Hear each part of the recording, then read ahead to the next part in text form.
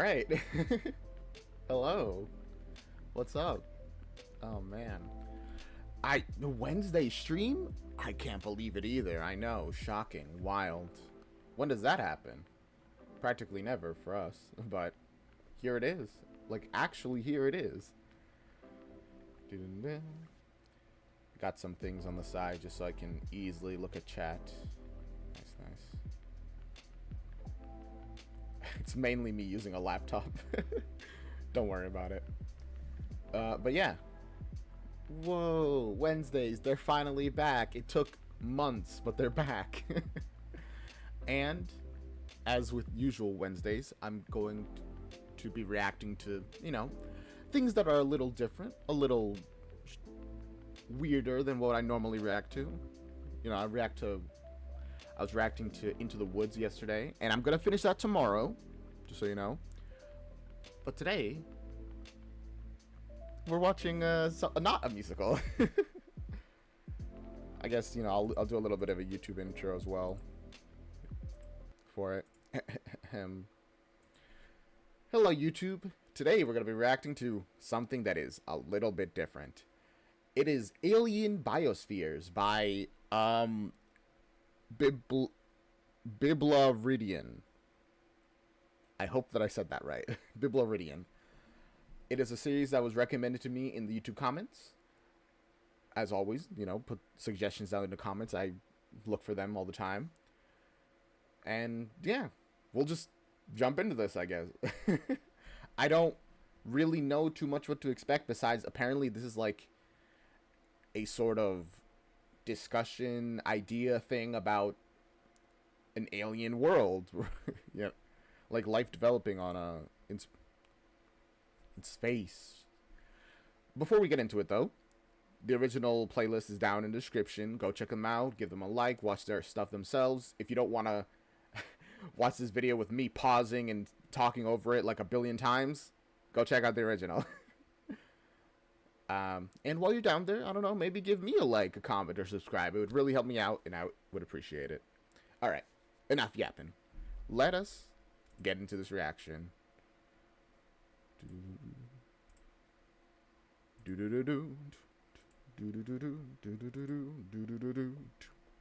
And now, Alien Biospheres, Part 1. The Planet. Feet. What is with these names, man?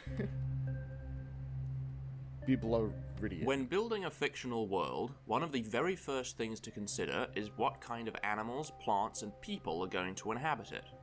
Are the life forms the same as or similar to those found on Earth, or are they entirely different? True, true. I really, really love world building, and thinking about it, I feel like I miss this step a lot. Like the actual, like I think of the overall biosphere, but like the animals and specifically, I don't think about too much. Even though I really should, because animals are such an intertwined part of our world and societies, you know? What's the climate like? What kind of biomes and ecosystems are present? Depending on the type and style of the world you're building, the answers to these questions can vary dramatically. But for this series, we're starting totally from scratch. Okay. We are going to evolve a scientifically feasible alien biosphere using the principles of evolution. Of course, that's really interesting. You can go in a ton of directions in that kind of thing. Because evolution is so weird. Even on our own planet, it's so varied, the kind of things that evolve. On an alien planet, there's so much to consider. I don't even know where you would start.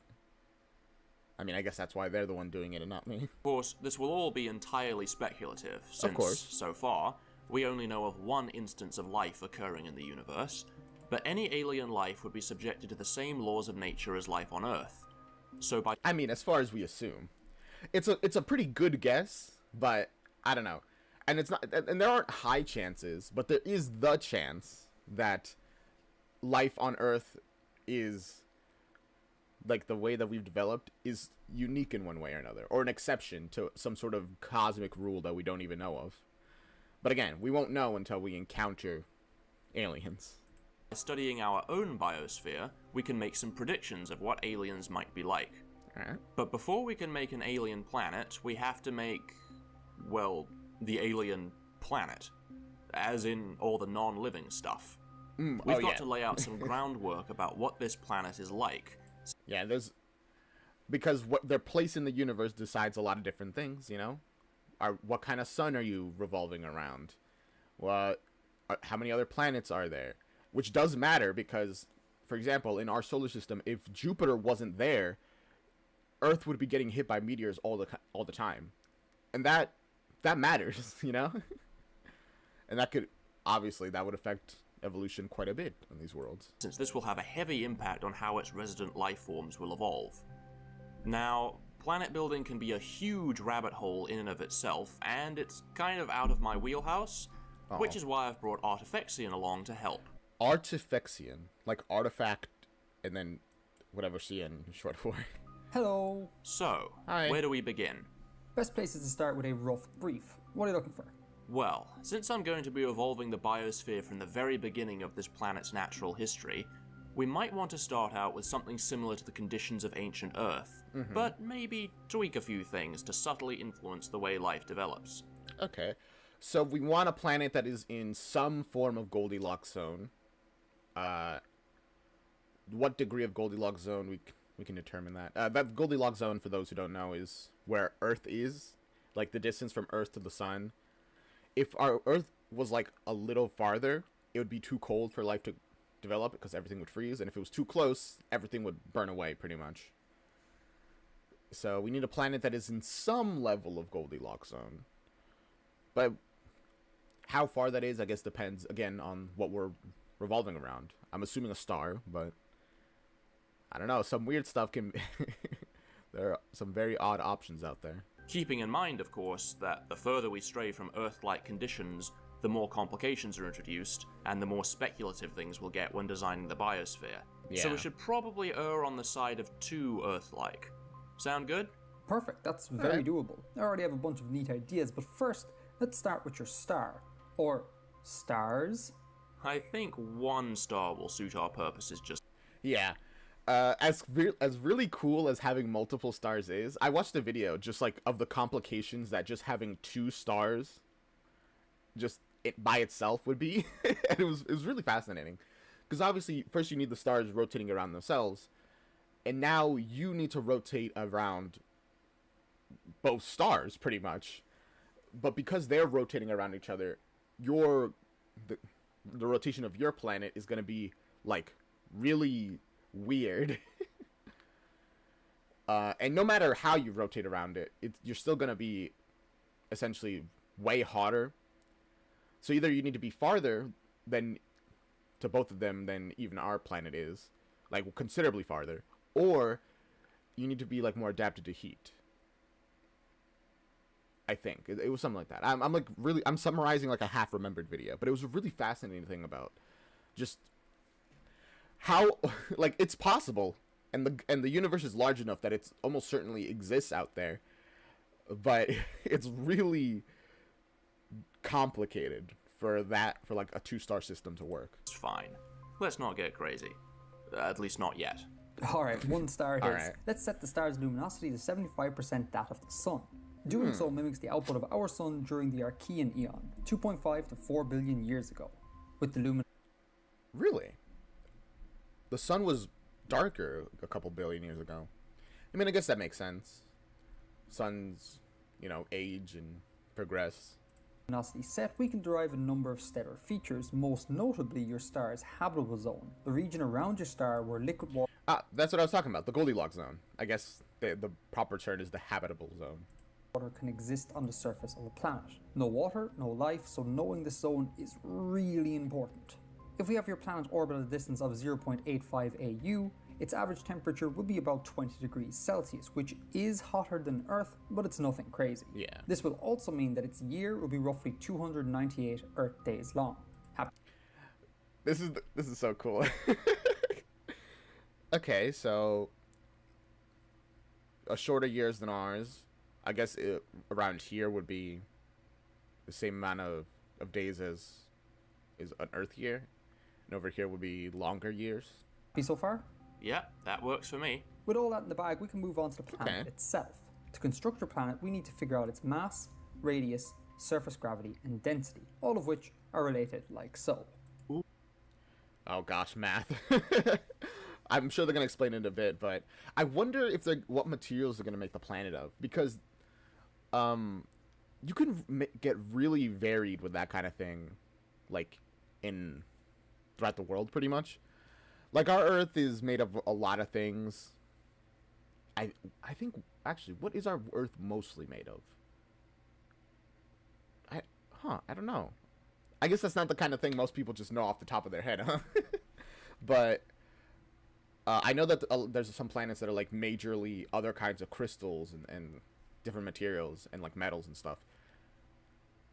But then again, they did say they wanted to be mostly Earth-like, so they probably aren't going to do. Ooh, can we make it a low-gravity planet? I quite like the idea of working with megaflora and megafauna. Definitely, we could keep your planet the same size as Earth, again nice and familiar, but drop the gravity to 80% Earth gravity.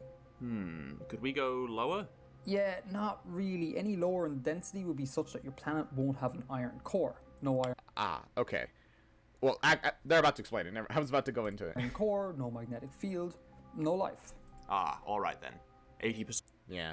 Without the magnetic field, the planet gets bombarded by space everything, pretty much.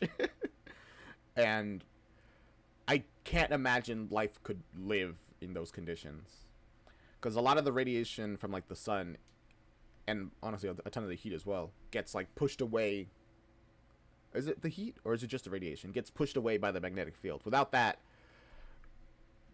Is it the magnetic field? I'm pretty sure it's the magnetic field. Without that life would have a really tough time. Then Earth gravity it is. In terms of day length and axial tilt, we know that an Earth day was much shorter in the past, and that Earth's axial tilt varies over time. So, let's make your day about 20 hours long, and give your planet 22 degrees of axial tilt. This lower axial tilt means that overall your planet would be subject to slightly reduced seasonal variation. You okay with that? Yep, as long as there's at least some seasonal variation, I'm happy. I mean, a tidal-locked world would be kind of cool. A world that always faces the same direction, or has, like, no tilt. There's, like, no variation in seasons. Just radiation repelled by the magnetic field. Thank you. Which is really fascinating. I wonder why heat isn't repelled by it.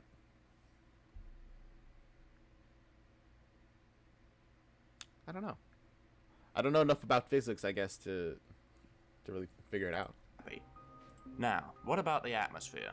I suggest emulating Earth's atmosphere as closely as possible. Messing with the atmosphere can be, well, messy. Some might say interesting. Yeah, but also it's so difficult to like guess the results of that. Because it's like such a base thing to life, is like we don't know what it would be like with different chemicals. Oh boy, I don't like where this is going. I mean, 1.5 billion years ago, oxygen was super low and CO2 was super high. So riffing off that, I can do something like this, but that... Oxygen was super low and CO2 was super high. I'm sorry, I want to look at this. So way around 4.4 billion years ago, carbon dioxide was like 80%.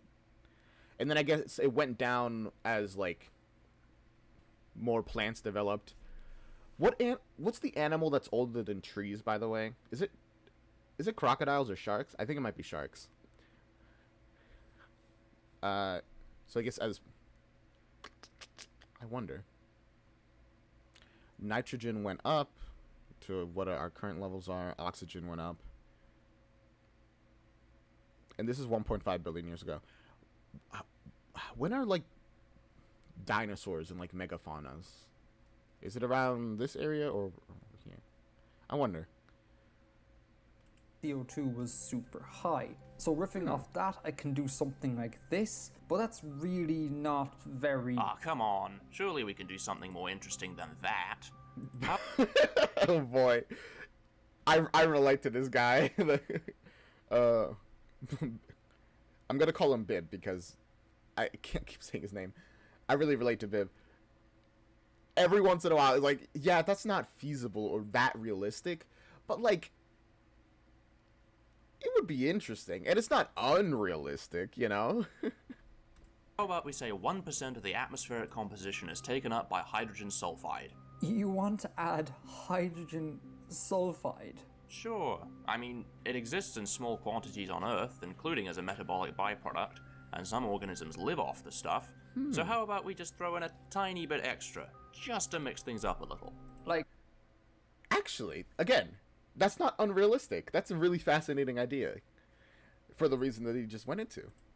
okay, if you insist, but just be aware that the oxygen is below what is recommended for carbon-based humanoid life forms. The CO2 is far, far, far above what is recommended, or safe. And the hydrogen sulfide, well, it's not recommended at all. Don't worry, I've totally got this.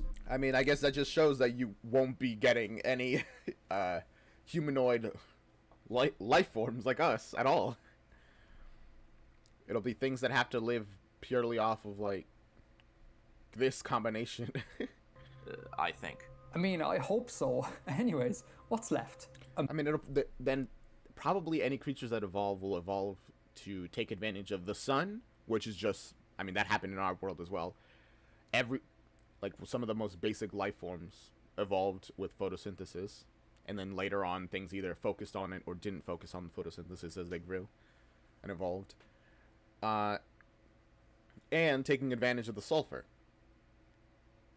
because isn't that like a pretty good thing for like energy for like certain animal like creatures? Moon? Yes, let's just stick with one moon for simplicity, and can we make it so that it creates fairly large tides? Sure. One way of Okay. doing this is to place your moon close to your planet. Let's say it orbits about 50 Earth radii out, which will give it an orbital period of about 50 Earth radii. I've never heard of that measurement. Okay, 300 kilometers. 23 Earth days. I'm American. I don't know kilometers. What the heck is a kilometer? Also, let's make your moon 50% more massive than our moon. The increased mass and Oh, wow. closeness will give you tides about 2.7 times greater than those we experience on Earth. Now, obviously this That's massive. will vary depending on local geography, nevertheless it is a good ballpark. Looks great. And, speaking of local geography, I think the last thing I'll need is some land masses. Since I'm going to explore a big chunk of the planet, The first life forms lived off of heat and chemicals from geothermal vents at the bottom of the ocean. True. So pretty much any life can live off of whatever chemicals, as long as they evolve to consume those chemicals. So this atmosphere isn't that wild, I think. But yeah, you are right. They started at the bottom, consuming those chemicals, and then they slowly went up as they like evolved to also consume sunlight because it was an available resource, or at least not. I'm not like universally. Some creatures went up, creatures. They're more like single-celled organisms, which is fascinating. its natural history, I'll need to know how the continents are going to drift over a period of a couple 100 million years or so. As we'll see, the shape of the land has a pretty huge effect on how life develops. Sure, what are you thinking? Well, I thought it would be cool to start off with a Pangea-like supercontinent, Uh-huh. and then have Okay. it break apart into two continents, Yup. only for them to rejoin later. Sure. Ooh. And maybe an island continent could break off at some point as well. Done. All right, that's a pretty not that complicated style. I mean, our world broke off into a bunch of land masses as well. That's cool though, because especially when they rejoins, then creatures from both sides, well, at least that are nearer to the bottom, that have been separated for a long time, will suddenly be like, well, actually not suddenly, because even before the land masses actually connect, as they start getting closer, some creatures will just swim across, which is just a thing that happens occasionally. Like certain land animals will just swim to places. And if they're like, and if the two land masses are far enough that you can see them, even if they're like super in the distance, some animals will just swim. I guess. I don't know. I wonder what causes animals to do that. You happy with this timescale? Oh. This is You can't see it, but it says Maya, like MYA, 107 MYA.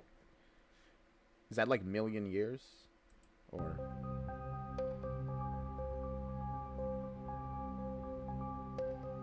Alright.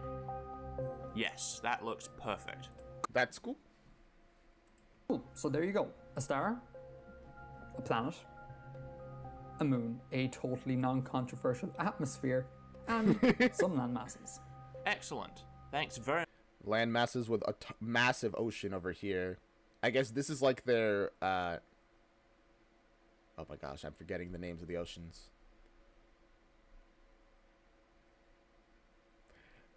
Anyway, this is like their big ocean. Actually, no, they have like on this side. Going north, not a great idea because you'll have to go around the whole planet. Going... Oh, wait, there's tiny islands over here as well. That's really fascinating. Going west or east, giant oceans as well. Thank you very much for all your help, Artifexian. It's been a pleasure having you. Not a problem. The pleasure was all mine. And if anyone is looking for more on how to construct their own alien... That was a very fun introduction. I'm so excited to actually get into the aliens themselves and what they look like. Planets. Although, I imagine the episode 2 is probably going to be mostly single-celled organisms. And if you've somehow never heard of Artifexian before, go and check out his channel for all the info you could ever possibly need.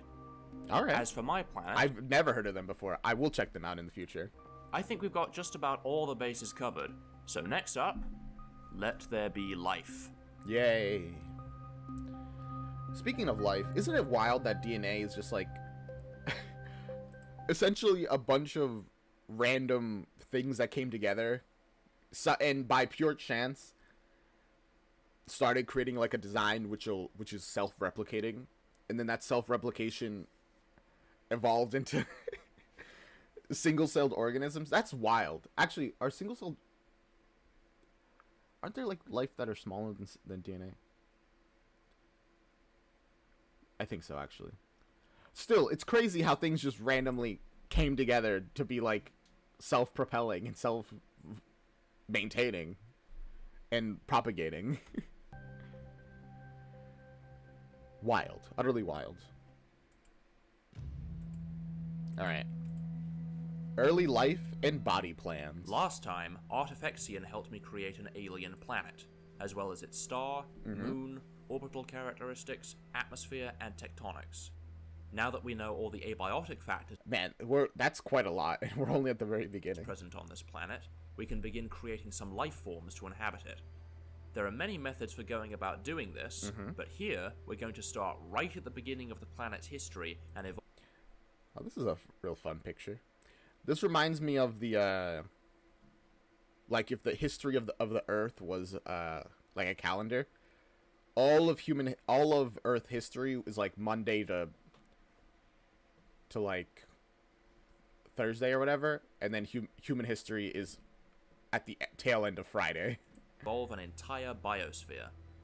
Of course, creating a fully fleshed out biosphere is a massive undertaking, so this will just serve as a pretty broad overview on how the principles of evolution can be used to design scientifically feasible alien life forms.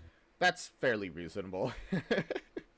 If it was me, I probably would have gone way too hard on like a full biosphere and then burnt myself out, because that's like a pretty bad habit of mine when it comes to like world building. So then, let's get to work. After the planet consolidates and the oceans form, the world remains a fairly quiet place for quite a while. I mean, I guess we're not going into where the water came from. It doesn't really matter for the world building. We just know the planet formed, water's here, bada bing, bada boom. We don't need to care about the whole potentially meteors bringing in water and stuff. And also the theory that potentially the very first life on Earth came from meteors, which is like a whole theory about life developing, like very basic life developing super early on in the universe. But that's a whole thing. At some point within the first billion years of the planet's existence, life arises deep within the ocean. Huzzah! The exact mechanism of how life comes about is still not fully understood, but as it proliferates, it begins to affect many... I mean, that's what I was talking about. Like, it's incredible how life essentially spontaneously developed over time.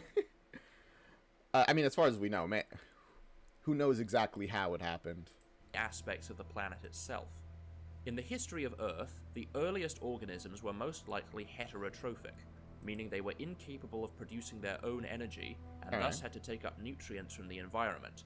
That is, they had to eat things. Yeah. However, at Eat light, eat chemicals, eat anything. some point very soon after life first appeared, an evolutionary innovation occurred in which some early groups of microbes evolved the ability to use inorganic molecules to power chemical processes from which they derived their energy. Organisms capable of... I mean, that's still kind of eating, but I guess... Wait, does that mean the first, like, creatures genuinely had no energy at all? All their energy was just the food itself? That's kind of, like, difficult for me to wrap my head around, which is interesting. Doing this are called autotrophs, and include phototrophs, like plants and cyanobacteria, which use sunlight to power their metabolism, as well as chemotrophs, like extremophile bacteria that gain energy from geochemically produced sulfides. Interesting. These autotrophic mechanisms seem to have arisen numerous times in unrelated lineages, so it's likely that autotrophy will evolve in some of the primitive microbes on our alien... Okay, wait. Sorry, I'm just, like, trying to understand this, like, tree here. planet as well. Photosynthetic organisms may evolve to use sunlight to convert carbon dioxide and water into sugars and oxygen, but also, thanks to the high proportion of hydrogen sulfide in the atmosphere, sulfur-oxidizing chemotrophs may thrive as well. That's what I was saying. We were talking about in the previous episode, about, like, the creatures that live off the, like, vents at the bottom of the sea. In this world, because of the sulfur in the air, they don't have to live off of purely just the chemicals at the bottom of the sea, or like that are like from vents. It's also in the actual air, which means that it's a decent amount is in the water as well. Whereas on Earth, these chemotrophs are restricted to areas like geothermal vents, on our alien planet they may also flourish in surface waters.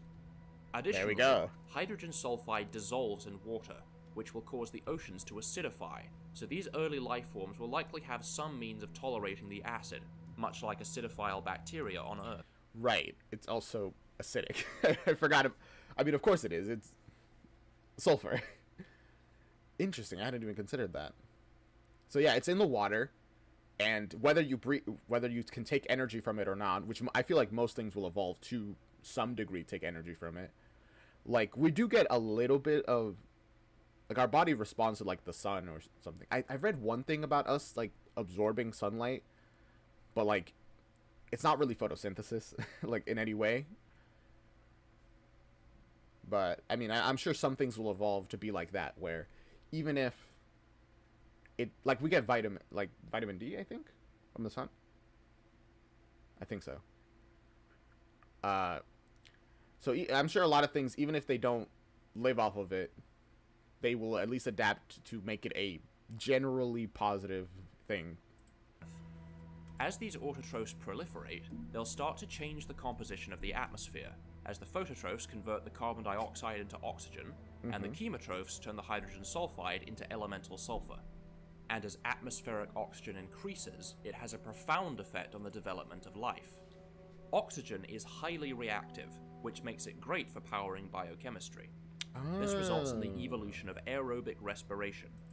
So that's why oxygen is so important. I always forget that the reason oxygen specifically is like a building block of life, essentially, is what he said. It's just like the best way to get a bunch of energy. Because evolution is a lot about, like, saving energy. You know, using as little energy to do stuff as possible. And getting as much energy as you can while doing that. Interesting, okay. In some ways, the counterpart of photosynthesis, taking in oxygen and releasing carbon dioxide. While other forms of respiration do exist, aerobic respiration is almost always the most efficient form. Once aerobic respiration evolves, we'll soon get complex colonial and eventually multicellular organisms, until... The jellyfish. Jellyfish are such odd creatures. I don't know. They're like, I don't even know if they're alive, honestly. Eventually, we come to a critical point in the planet's natural history. For most of its existence, life on Earth mainly comprised simple, soft-bodied creatures, with evolutionary changes taking place very gradually over vast stretches of time. Are we getting the Cambrian explosion? But then, about 4 billion years into the Earth's lifetime, there was suddenly a huge burst of biodiversity called the Cambrian explosion. Oh gosh, these creatures look so weird. I mean, they're sea creatures, of course they look weird, but oh gosh. Wherein the ancestors of virtually every modern animal body plan appear in the fossil record, all within a span of only about 25 million years, which is pretty negligible in the timescale of natural history. Which is, that whole idea is really fascinating. Like, that, I guess when it comes to life, there's just like a tipping point where things start accelerating before going back to like normal pace at the very beginning. Well, accelerating when evolution is on like a massive timescale. While there were certainly many factors at play here, one element that may have contributed to this event was the evolution of predation. Before this point, an organism could get away with just blindly floating about at the mercy of the ocean currents. That makes sense. Passively obtaining oxygen and nutrients from the water. There's no real need to deviate from this lifestyle, so there's no real pressure to evolve anything new. But with the advent of... Yeah, and things don't evolve if there's no reason to evolve, pretty much. They just keep doing what they're doing, and if something doesn't have a use, they'll slowly stop using it over generations. Until they just don't have it anymore. Active predators. You're not going to last very long if you don't have some form of defense mechanism. This leads to the evolution of the first armor, the first defensive behaviors, and the first eyes. Oh. Eyes... By the way, a fun fact, it's one of the theories on why humanity evolved, like, such complex brains, pretty much, is for our eyes. Just so that we could, like, absorb information better and, like, process what our eyes are seeing better. Also, these are such creepy-looking creatures. And this then puts an impetus on the predators to evolve some way around their prey's defenses. And this arms race then escalates dramatically. Forever and always. As evolution keeps going. Dramatically increasing the rate at which life diversifies. It's quite likely that the appearance of predators will trigger an analogue to the Cambrian explosion on our alien planet. So we'll say that around the 4 billion year mark, our previously simple, soft-bodied ecosystems will suddenly diversify into a huge number of new phyla. While difficult to define precisely, a phylum is a lineage of life forms in possession of a shared or related body plan. Oh. So, phylum is really vague then. Because a lot of these creatures with a similar body plan might not even be evolutionarily related. For example, insects, arachnids, myriapods, and crustaceans all belong to the phylum Arthropoda, meaning they all evolved from a single common ancestor whose body plan Never mind, they are evolutionarily related. Adapted in various ways. So our first step is to design some basic body plans. That's so fascinating, to think all these creatures evolved from one common ancestor. These don't need to be perfect, or even necessarily representative of any one species. What we're looking for here is a rough blueprint that serves as an outline for our creature's anatomy and lifestyle. Let's see what our body plans are. While there's a lot of scope for variation, we can figure out what makes for a functional body plan by looking at some of the trends in phyla that exist on Earth. Okay. Let's compare a typical vertebrate body plan, like that of a dog, with a typical arthropod body plan, like that of an ant. Now, superficially, these two animals may seem quite different, but they also show some pretty striking similarities. They both have a symmetrical body, with limbs used for locomotion, a distinct head that contains a brain and bears the sensory organs and the mouth, and a body containing internal organ systems. I mean, that makes sense, because these are just, like, pretty efficient ways to do things. Eyes that are, like, closer to your head, so that there's less delay between thinking and seeing, and processing the information that you're seeing. Internal organs, because having your vulnerable organs outside makes it easier to die. A way to transport energy or throughout the body, you know, blood, their systems. A way of moving, because movement is the best way to find food and to avoid prey. Such as a heart that pumps oxygen-rich blood around the body, and a digestive tract that runs from one end of the animal to the other. All of these... Yeah, because then you don't have to push anything up or sideways or whatever. Just keep it moving one way. These characteristics are especially remarkable, considering the last common ancestor of these two animals looked something like this. This means that all of the above traits were evolved independently within these two body plans, suggesting that such characteristics readily arise in unrelated groups in response to similar evolutionary pressures. Okay. What's known as convergent evolution. And if these traits can evolve... The only thing more broad is the kingdom in the category of life. Yeah. Because isn't flora a kingdom where it's like plants, essentially? Evolve multiple times on Earth, then why not on an alien planet as well? Makes sense to me. Now, this doesn't mean that all body plans have to be built along these lines, but it recalls one of my personal world-building mottos: know the rules before you break the rules. Yeah, because if you just break the rules without knowing the rules, you're probably going to break them in a way that doesn't make sense. If you are breaking the rules, you got to know the consequences of the rules you're breaking. In other words, which I guess can apply to pretty much anything. Make sure you understand why something is the way it is in the real world before changing it in a fictional world. So then, why is it beneficial to have these traits? To find out, let's create some sample body plans step by step and see what characteristics emerge. What do you got? To start off, complex multicellular animals most often exhibit some form of symmetry. Some animals, like starfish, anemones, and jellyfish, exhibit radial symmetry. You know what, that one I wonder why. Like I've heard of this as well, that a lot of things have a symmetry. You know, humans are pretty symmetrical in general. But why? In which the body is arranged in a circle around a central axis, while other animals, like mollusks, arthropods, and vertebrates, demonstrate bilateral symmetry, where the two sides of the body are mirror images of each other. Let's create two body plans, one with radial symmetry, and the other with bilateral symmetry. Okay. Wow, he's really using like such a basic concept of life to come up with his own idea of like alien life, which I think is so fascinating. You can get their version of starfish, which might not look anything like starfish, but except in like the most general ways. This already has some implications for these animals' biology. Yeah, a lot. On Earth, most radially symmetrical creatures tend to be slow-moving, largely immobile, or sometimes completely sessile, while many animals that are bilaterally symmetrical display a high degree of mobility. Now, it could be that radial phyla on Earth just happen to have never evolved to become very motile. I mean, that's genuinely... the big thing that is difficult to know when it comes to life is it might just be a coincidence.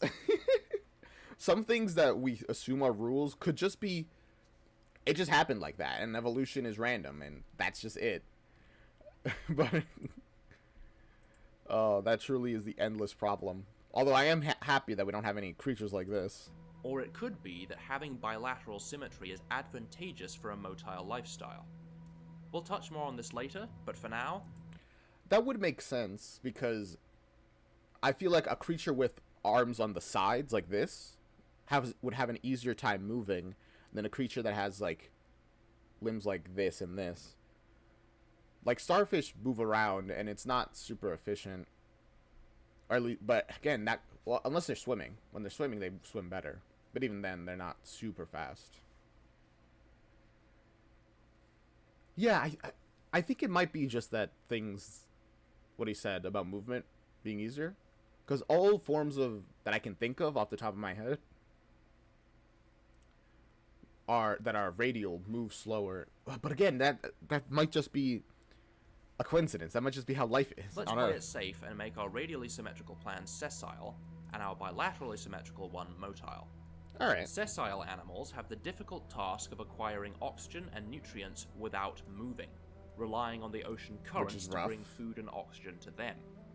These animals will typically have a surface through which they can absorb oxygen from the surrounding water, Also, more crevices means more surface area, which means more that can be absorbed. Which may double as a means of catching plankton or other food particles. Obviously, the larger this surface is, the more food and oxygen. Which also is why they have so many like little tendrils. Again, more surface area than the animal can obtain. However, if we enlarge the surface by simply scaling the creature up in size, we run into a problem.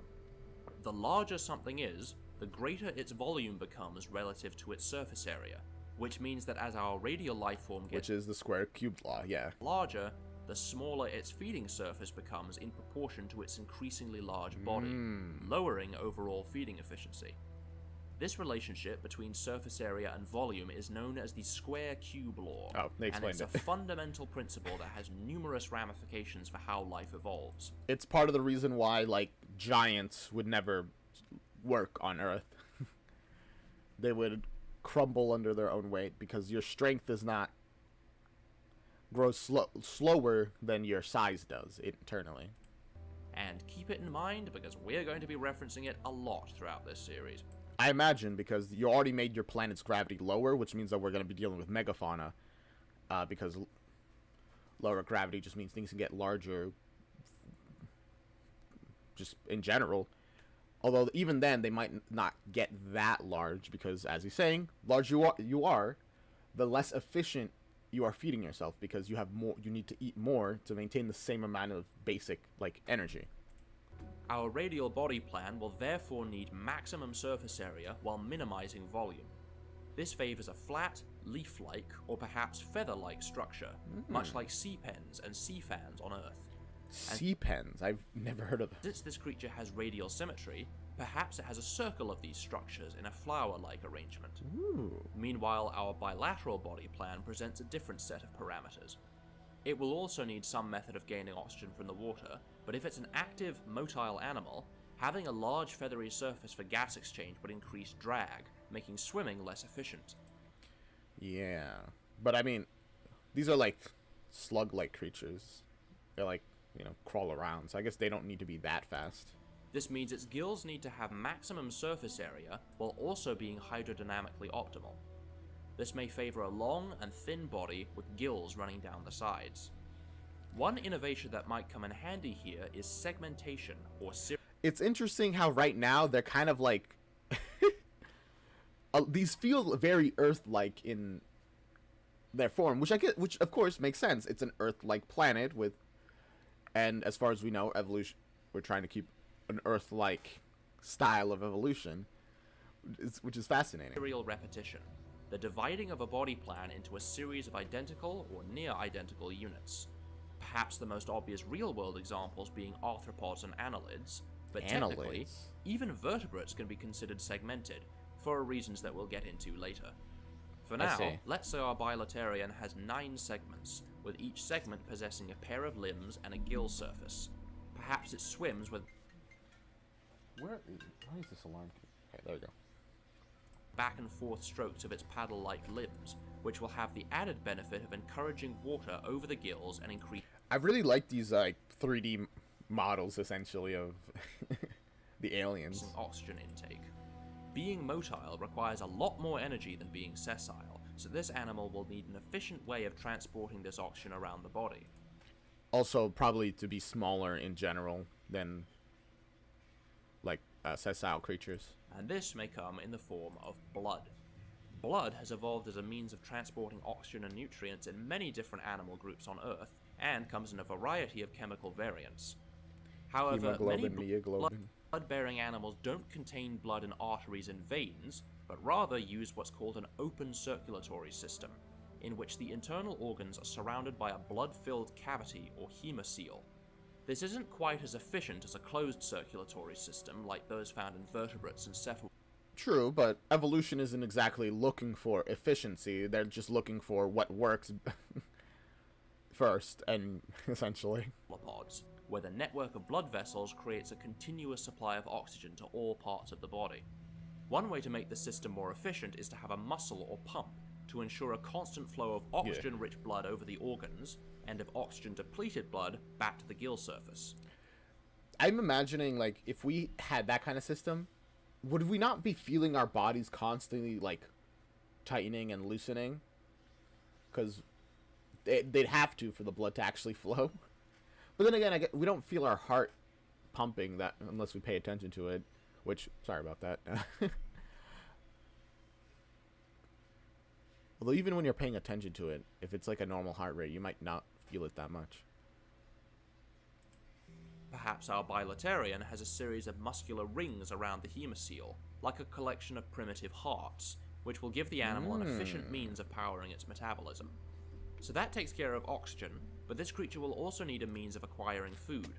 Since this is a motile animal, it will be able to move to new areas to actively seek out food, allowing it to potentially adopt a predatory lifestyle. So it will need a mouth to consume prey and a digestive tract to allow the nutrients from the ingested food. I mean, I would say it probably would need a mouth even if it wasn't eating prey specifically. If it's like eating plant, well, I guess no. At this point, we're so early in like life that eating plants, I guess, that's your prey. They are alive. To diffuse into the blood and be transported around the body. Now, since we're dealing with an active motile animal, and because it's bilaterally symmetrical, that necessarily means that the creature has a front and a back end. This pretty much inevitably leads to another very common evolutionary trend, cephalization, the clustering together of the nervous system into a head of sorts, which... That is really fascinating. I mean, it makes so much sense, but like, it's the kind of thing that I don't think about too much. Since you have a front, and that front was where your mouth is, because, I mean, why wouldn't it be in the front? Put it anywhere else, and it's just 1,000 times less efficient. Like, put it in your back, well, now you have to turn around to eat stuff. There's just no reason for it evolutionarily. And then, of course, your posterior, as they say. I mean, the food's already going through you to, like, deliver the energy, so you might as well get rid of it through your posterior. Frequently co-occurs with the sensory organs and the mouth. While cephalization does occur to a limited degree among radial body plans, it tends to be a lot more pronounced in bilateral creatures, for the simple reason that it helps to have the sensory organs arranged so that you can see what's in front of you. Indeed. And to have a mouth near the sensory organs to make it easier to eat things, and so that you can sense the food before it's ingested. So first off, we're going to need to give our creature some form of sensory organ. In particular, eyes. Somewhat surprisingly, eyes seem to evolve quite easily, as evidenced by the fact that they've arisen independently many times across hugely disparate lineages. Which is fascinating, because eyes in general are like such a complex and advanced organ.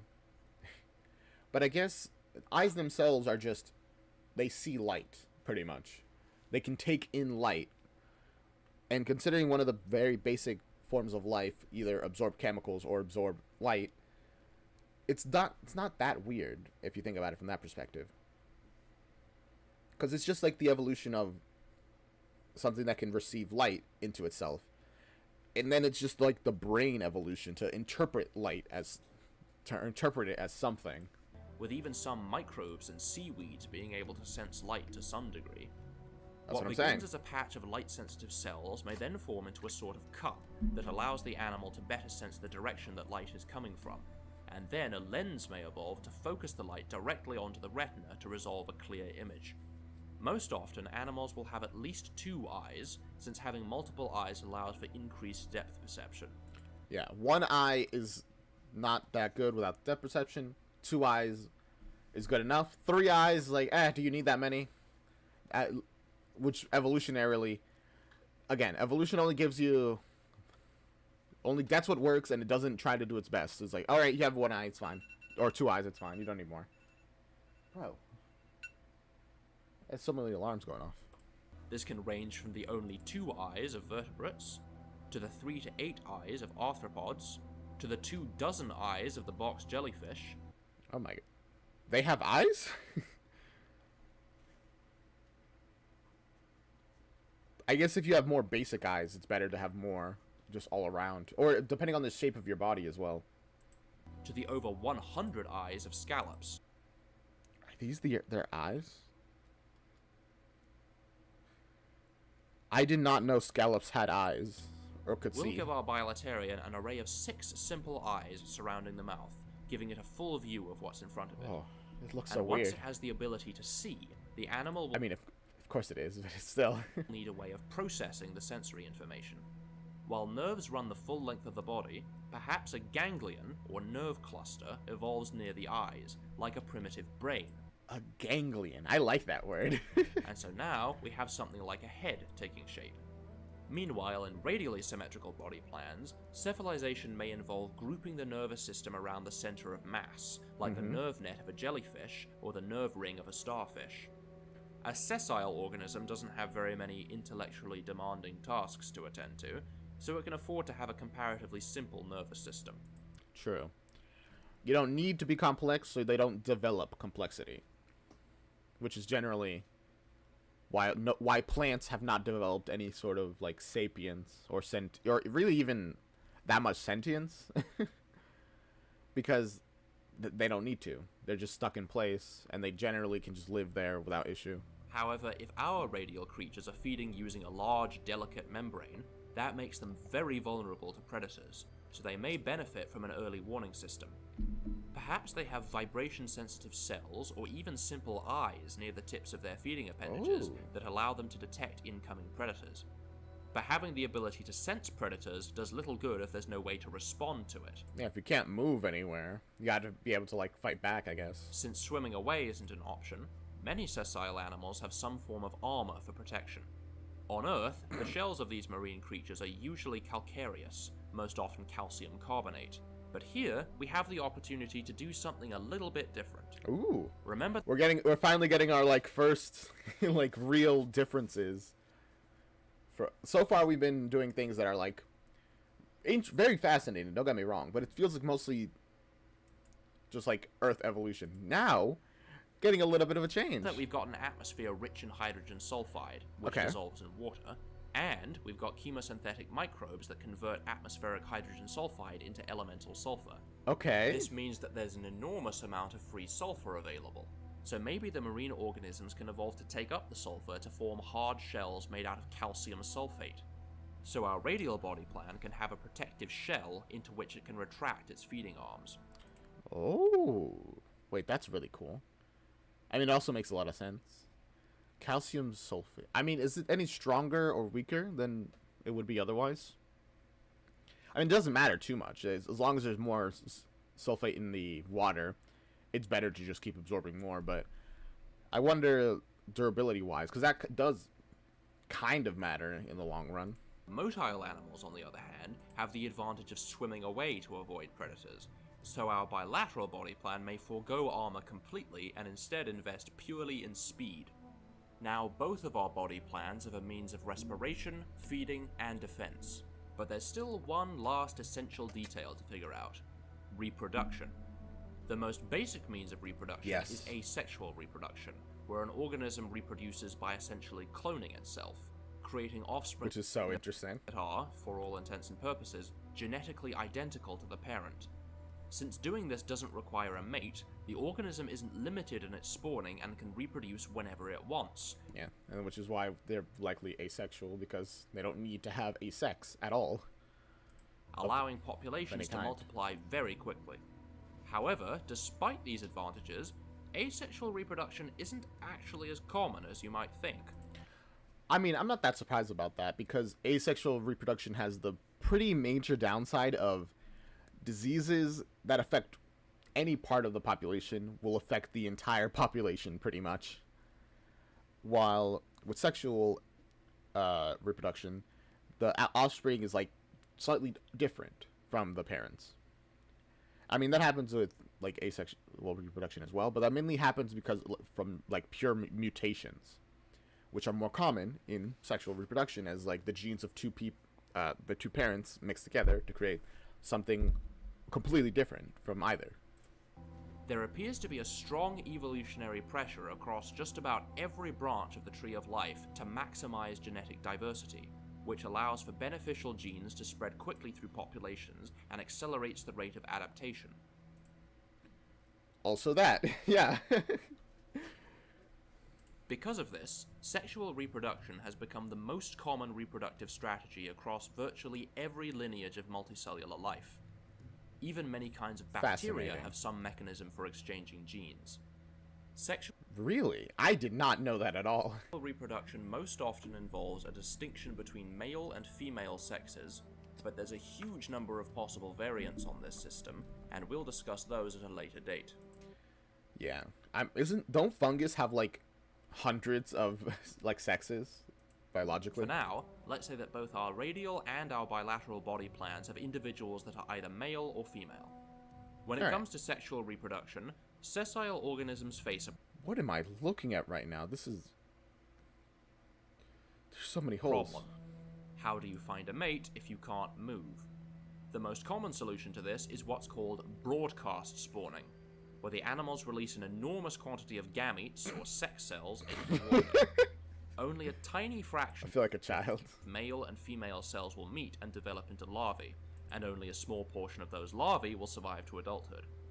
This is a very inefficient, but, I mean, it works, and as always, that's all that matters for evolution. inefficient strategy, but it's one of the only reliable ways for sessile organisms to ensure a high degree of dispersal. Often, the larvae of these sessile creatures evolve adaptations to help them cope with this first incredibly vulnerable period of their life cycle. For our radial creatures, before the larvae have grown to the point where they can attach themselves to the seabed and develop their protective armor, they'll need to rely on some other defense mechanism. Like what? Perhaps they can adapt their underdeveloped feeding arms into appendages they can beat back and forth for locomotion. Ooh, so they're gonna be... So they're not gonna be sessile as, like, little seeds and seedlings.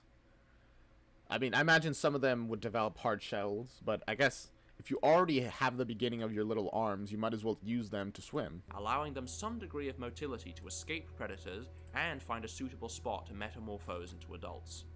For our bilateral creature, being motile allows it to actively search for a mate, which massively increases the chances of a successful fertilization. Let's give it a gonopore, or gland that produces gametes, on its final segment. Oh gosh.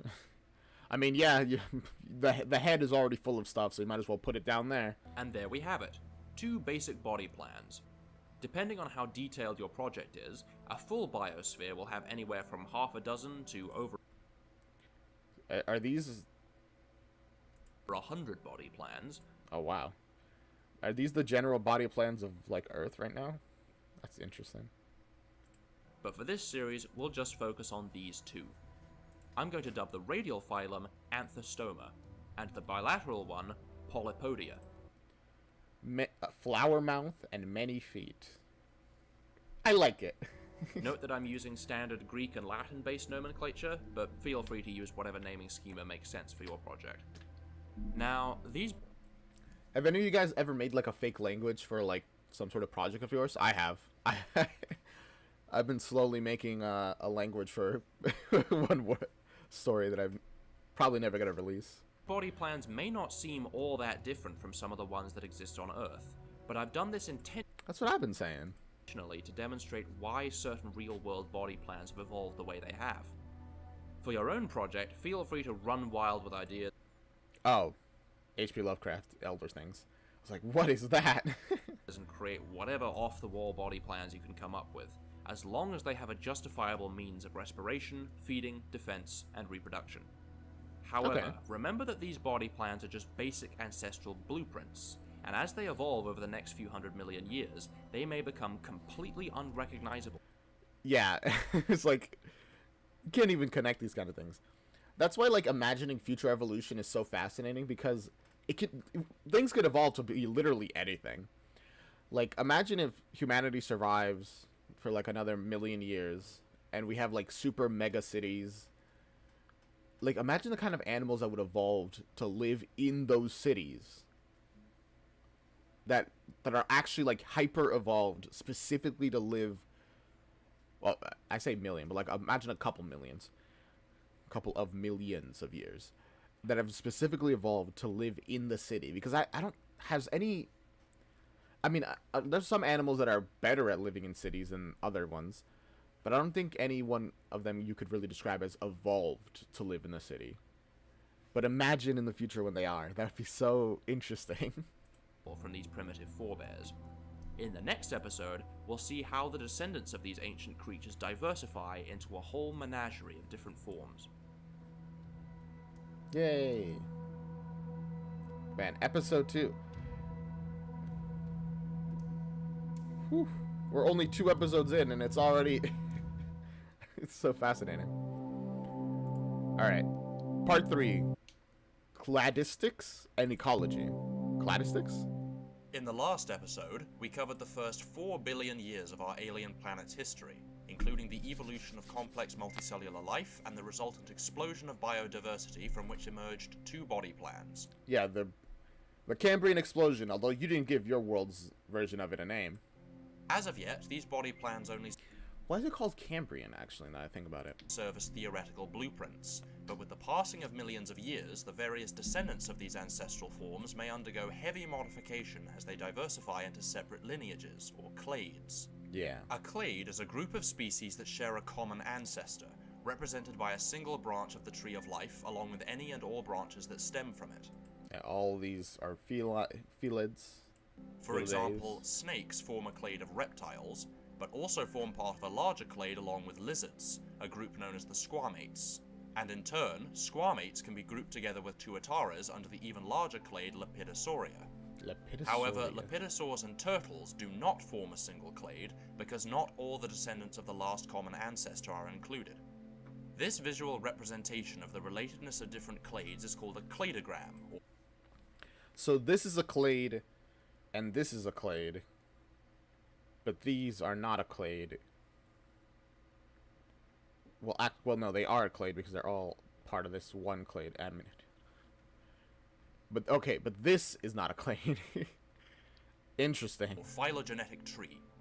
The next step in creating our alien biosphere is to construct some cladograms for our 2 body plans, and to do that, we need to have them undergo diversification into different clades. Let's see it.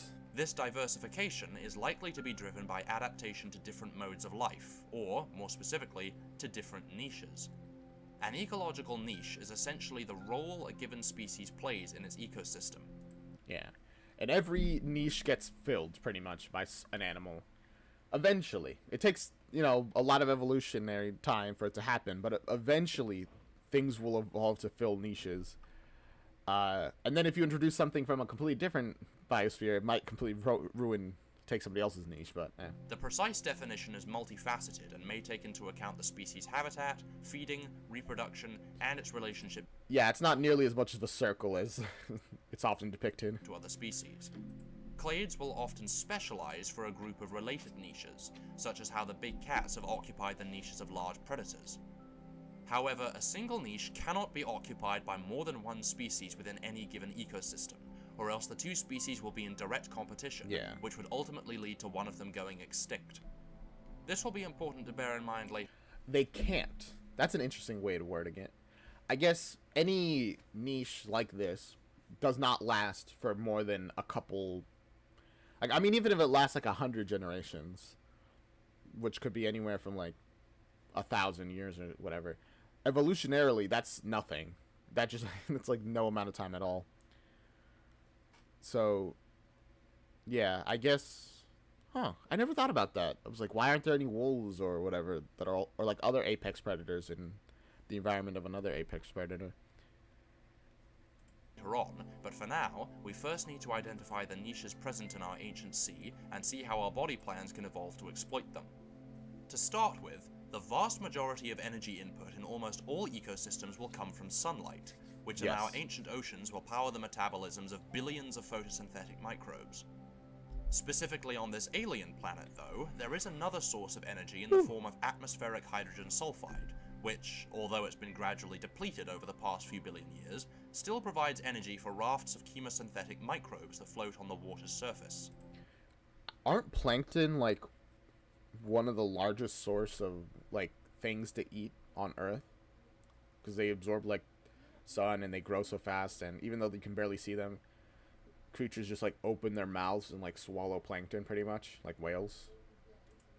Together, these autotrophs will form huge clouds of plankton in the surface waters, serving as a virtually inexhaustible source of food, and thus the basis of the food chain for the majority of oceanic ecosystems. The term plankton refers to any organism incapable of swimming against the current, including these single-celled autotrophs, or phytoplankton, as well as a host of tiny animals, or That, I did not know that. I thought plankton was a very specific form of life. I didn't realize it was... Huh, okay. zooplankton that feed on them. One group of animals that's very likely to form a large component of the zooplankton are the anthostome larvae, whom we've already said live near the surface before descending to the seabed to complete their metamorphosis. These larvae will likely feed in a similar way to the adults, using their feeding arms to catch food particles. While they are capable of controlling their position in the water to a small degree by waving their feeding arms, the larvae aren't able to move independently of the currents and so still get classed as plankton. Yeah, okay, because they're too small, too weak, too pathetic. No offense to little guys. The polypods may have some representatives among the zooplankton as well. One major advantage the polypods have when it comes to adapting their body structure is their segmentation, as individual segments can be specialized to perform specific functions, allowing for increased body complexity. This can be seen in many clades of arthropods, annelids, and even vertebrates, which... Yeah, because... I never thought about that. That kind of thing would be not unique, but like more common in segmented creatures.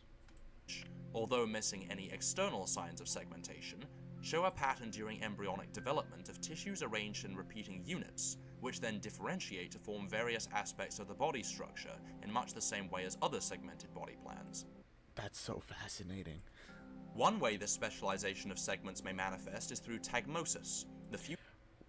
I mean, I really like the explanations. I'm so curious how our life on this planet is going to segment Fusion itself. Of multiple segments into a single morphological unit, or tagma. On Earth, many groups of arthropod have independently undergone tagmosis to organize their body and developing your tail for all kinds of things, like this one. Lobsters use that tail for like a burst of speed, pretty much. These guys, I don't know what do centipedes use their like little back legs for? As a trick, makes people think that that's their face. They're like, oh gosh, it sees me.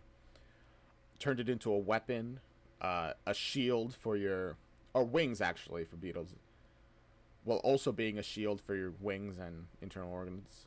Just a sack for all your organs, and potentially like a stinger. Just a poop chute. A web producer. It's fascinating, honestly. To different regions for a specialized function. One very likely development is for some of the anterior segments to unite into a tagma dedicated to feeding. If we say these polypods undergo tagmosis of the first two segments, then the limbs on these segments could specialize into appendages for handling food. It's changing. Further tagmosis may fuse the third, fourth, and fifth segments together into a tagma dedicated to propulsion. The limbs may broaden and develop elongated bristles, or setae, to enlarge their surface area. Spasmodically that was terrifying to look at, honestly. beating these limbs provides short bursts of jerky movement, reminiscent of the antenna-driven swimming of Daphnia or Cyclops. The segments posterior to the locomotive tagma, no longer being needed for propulsion, may evolve to form an enlarged gill surface and to house the internal organs. In particular, their reproductive systems may adapt to increase fecundity, the number of options one can produce. Offspring an individual is capable of producing. Plankton tend to have... Yeah. And since they're like kind of fish and they essentially just kind of shoot it into the air, I guess they can pretty much be like, all right, produce as many as possible. It doesn't matter, just more. Very high reproductive rates, as their only real defense against predators is sheer numbers. These tiny polypods may live much like copepods on Earth. Oh wow, we're still like micro in the micro sizes. Comprising thousands of species and forming a large proportion of the biomass in the ancient seas. I'll call this clade of polypods Tachypodia. The tachypods and the anthostome larvae may serve as prey for larger zooplankton. While most anthostomes are filter feeders, there may be room for them to expand into other methods of feeding. Perhaps rather than passively straining the water for plankton, they can adapt their feeding arms into tentacles for catching larger prey. To increase their feeding... Maybe tentacles that can reach farther into the air, all the way to the surface. That'd be kind of horrifying. Like little tendril arms raising to the top. Like that one jellyfish that has massive, like super long tentacles that descend into the depths to like grab stuff.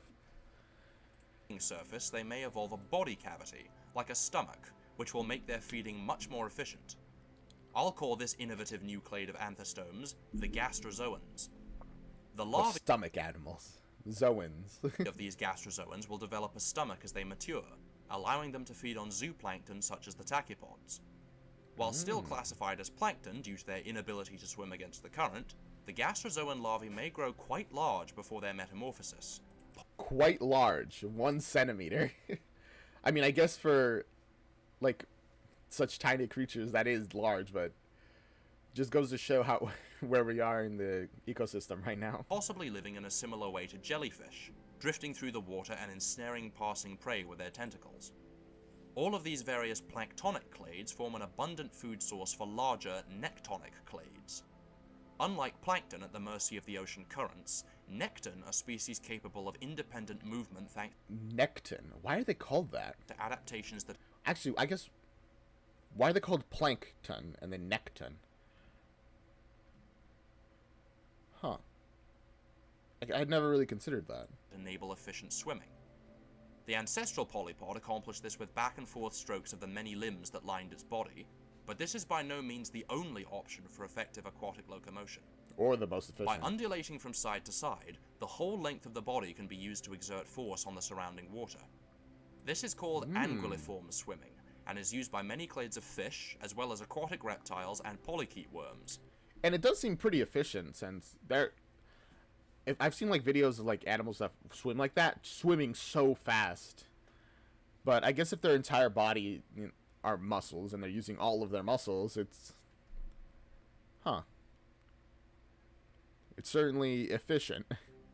If a clade of polypod evolved this form of swimming, it would grant them much greater speed than the limb-driven swimming of their ancestors, allowing them to diversify into the niches of large, active predators. This clade may be... And they can, stop having to grow, like, the limbs. I mean, they can keep some of them for, like, whatever reason they evolve, but in general, they can just get rid of them. Descended from the same stock as the tachypods, and so inherit the same feeding tagma consisting of the first two segments.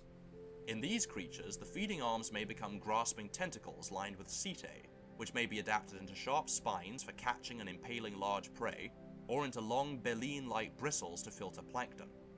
Since thrust is...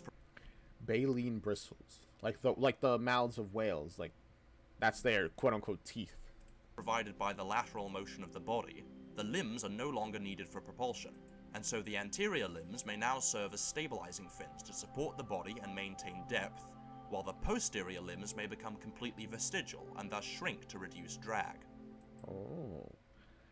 So that they're still there, but eventually they'll probably be gone in a couple more million years. And as this clade further specializes for fast swimming, the final segment may evolve a fin to increase the volume of water displaced by the tail's movement, and therefore provide greater leverage against the water, allowing for the evolution of more specialized forms of swimming, such as yeah, these who mostly rely on their tail, these guys who mostly rely on their body, and this is like a combo, I think? Rangiform or thunniform swimming, in which the central mass of the body is kept mostly stationary, while the propulsive force is provided solely by the movement of the finned tail. I wonder, what are the advantages of using mostly your tail? Is it that, like, your head can stay focused, stay straight, and, like, looking around, and not be moving around as much? With this design, this clade is well equipped for predatory niches, including shark-like pursuit hunters and whale-like filter feeders. Let's call these creatures acanthopods. Thorny feet. Meanwhile, anthostomes aren't anywhere near as mobile as polypods, even in their larval form, so they may be excluded from such predatory niches in open ocean or pelagic environments, but they may have more luck in benthic environments on the seabed. Here, nutrients filter down from the surface waters in what's called marine snow. Yeah, I mean, if some of the creatures on the surface might, develop the ability to, like, pop out and, like, devour things before going back down. I would imagine. Which constitutes the main food source in the lower layers of the water column. The majority of marine snow... I feel like I'm being very quiet. It's just, this is such a fascinating thing that I'm just, like, enjoying learning, you know? will be taken up by benthic filter feeders like the adult anthostomes, while the remainder collects on the ocean floor, forming a layer of detritus that serves as food for other benthic creatures. This creates a niche that may be occupied by another clade of polypods. Let's say this clade splits off from the main line before the tagmosis of the first two segments, and thus represents a sister clade to all other polypods we've discussed so far. Ooh, let's go. We're getting our first major split. Tagmosis will be a useful innovation in this clade as well, perhaps this time involving the fusion of the first 4 segments into a feeding tagma. The first, second, and third pair of limbs may form a frond of tentacles for filtering and handling food, while the fourth pair may be designed for burrowing or digging through the sediment for organic detritus. These limbs may bear setae like the other polypodian clades to help them sift through the sand, but may also be used as a means of sensing vibrations in the water. That's really fascinating that the floor of the sea, of the ocean, is essentially just a bunch of death. A bunch of dead things that just are there and accumulated for things to eat. Kind of horrific. I'm gonna change my opinion on the seabed now. It's like, oh, look at all that sand. No, it's more than that. Giving them a way of detecting incoming predators. The remaining 5 segments may form a second tagma dedicated to locomotion. The gills on all of these segments may fuse into a single surface on the creature's underside, and the 5th pair of limbs may evolve into specialized fins that beat back and forth to pass water over the gill surface to increase oxygen intake, much like the pleopods of some crustaceans on Earth. That's what those are for? Well, I mean, they're also for movement, but they're also to, like, push water into your gills? That's so... I mean, that makes a lot of sense if you think about it. Like, yeah, push water into the gills. Because the gills are a very delicate area, so you want to protect them, but you also need water to go into them. So put things in front of them that'll push water in, while also making that you can't just stab them in the gills or bite them in the gills. The 6th, 7th, and 8th pair of limbs comprise the primary locomotor limbs.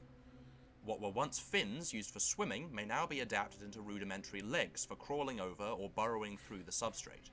Just a little guy moving around. While the ancestral polypod had limbs made of simple muscle, these benthic polypods may require something more robust to support their bodies and give them leverage to dig through the sediment. Oh, bones? The limbs of the ancestral polypod likely evolved from extensions of the gill surface, and so the base of the limb may occur very close to the hemocoel, since oxygen needs to be able to diffuse through the gills directly into the blood. Perhaps in this clade, an offshoot of the hemocoel could extend into the limbs, which would provide them with more oxygen and also help maintain their structure through hydrostatic pressure. So still not bones, but certainly an option. It does make me wonder for these kind of creatures, if you cut them, will they just like bleed and like not even be able to move? Now that, because like their structure relies on their blood? A muscular valve around the base of the limb may allow this outgrowth of the hemocoel to be successfully inflated and deflated with blood, which, in conjunction with movements of the leg muscles, will allow that's really cool, but ew. The limb to function as a sort of hydraulic piston. This mechanism is also used by star, which is also a good way to pump blood throughout the body. You know, be multiple things at the same time. Starfish on Earth, which have a complex water vascular system that pumps fluid into and out of the tube feet to move them along the seabed. The final pair of limbs, however, may lose their locomotive function and instead be developed into gonopods, limbs specialized to aid in reproduction. In this case, allowing these polypods to lock their bodies together during spawning and to facilitate the transfer of gametes. Oh. This clade will live much like crabs and lobsters, sifting that's really interesting through the detritus for organic matter. I'll call these creatures sarcopods. Flesh feet. In the deeper layers of the sea, they'll be safe from most pelagic predators such as the acanthopods, but the benthic environment will come with its own predators. We've said that the gastrozoans have evolved a gut and the ability to ingest prey, and this so they might as well start using that. Capability extends into their developing larvae. Perhaps this reaches its pinnacle with one final innovation. Neoteny occurs when traits associated with the larval or juvenile stage of a species are maintained into adulthood.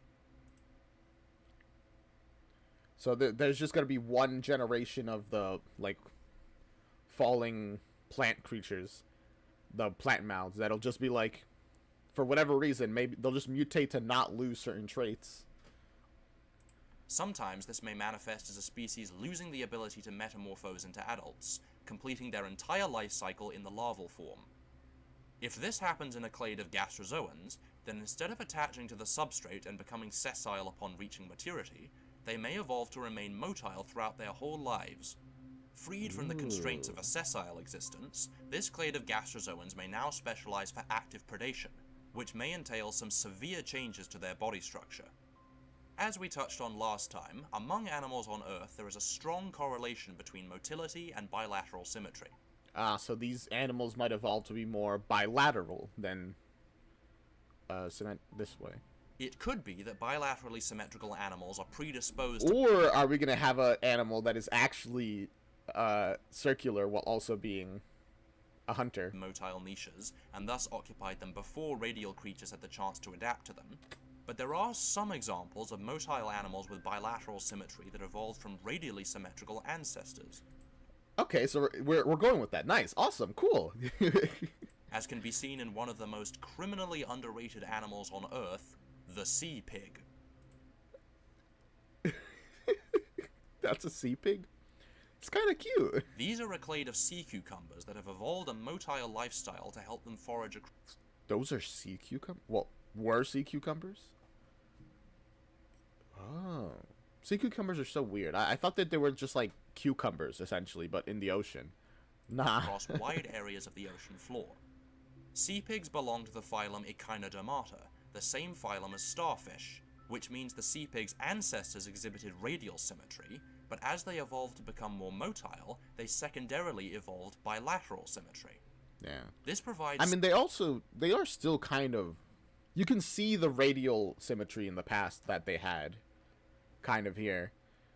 Although now it definitely is bilateral. Some evidence that bilateral symmetry will be favored in motile animals, even if they descend from a radial ancestor, so the same thing may occur in our neotenous gastrozoans. That's fair. When they first evolve lifelong motility, they may propel themselves with wafts of their tentacles, or by dragging their bodies along the seafloor like octopuses or brittle stars. Eventually, cephalization may kick in, and a single direction of movement may develop, around which a plane of symmetry may form. See, like, even then, you can see the previous symmetry, like the circular one. But it's just like, okay, now this is more efficient. It's just easier to move when you have your limbs forward, so that you can move forward. As discussed last time, it's likely the mouth will form the front end of the animal for efficient feeding, and consequently, the arms surrounding the mouth will move forward as well. In the ancestral anthostomes, these arms serve many purposes, including respiration, feeding, and sensing the environment. Yeah, because their eyes are on them. Upon evolving bilateral symmetry, these limbs may become individually specialized for specific functions. Some of the limbs may become sensory stalks that let the animal detect and zero in on prey, equipped with eyes. So let me get a closer look at this room. Put the eye in the hand.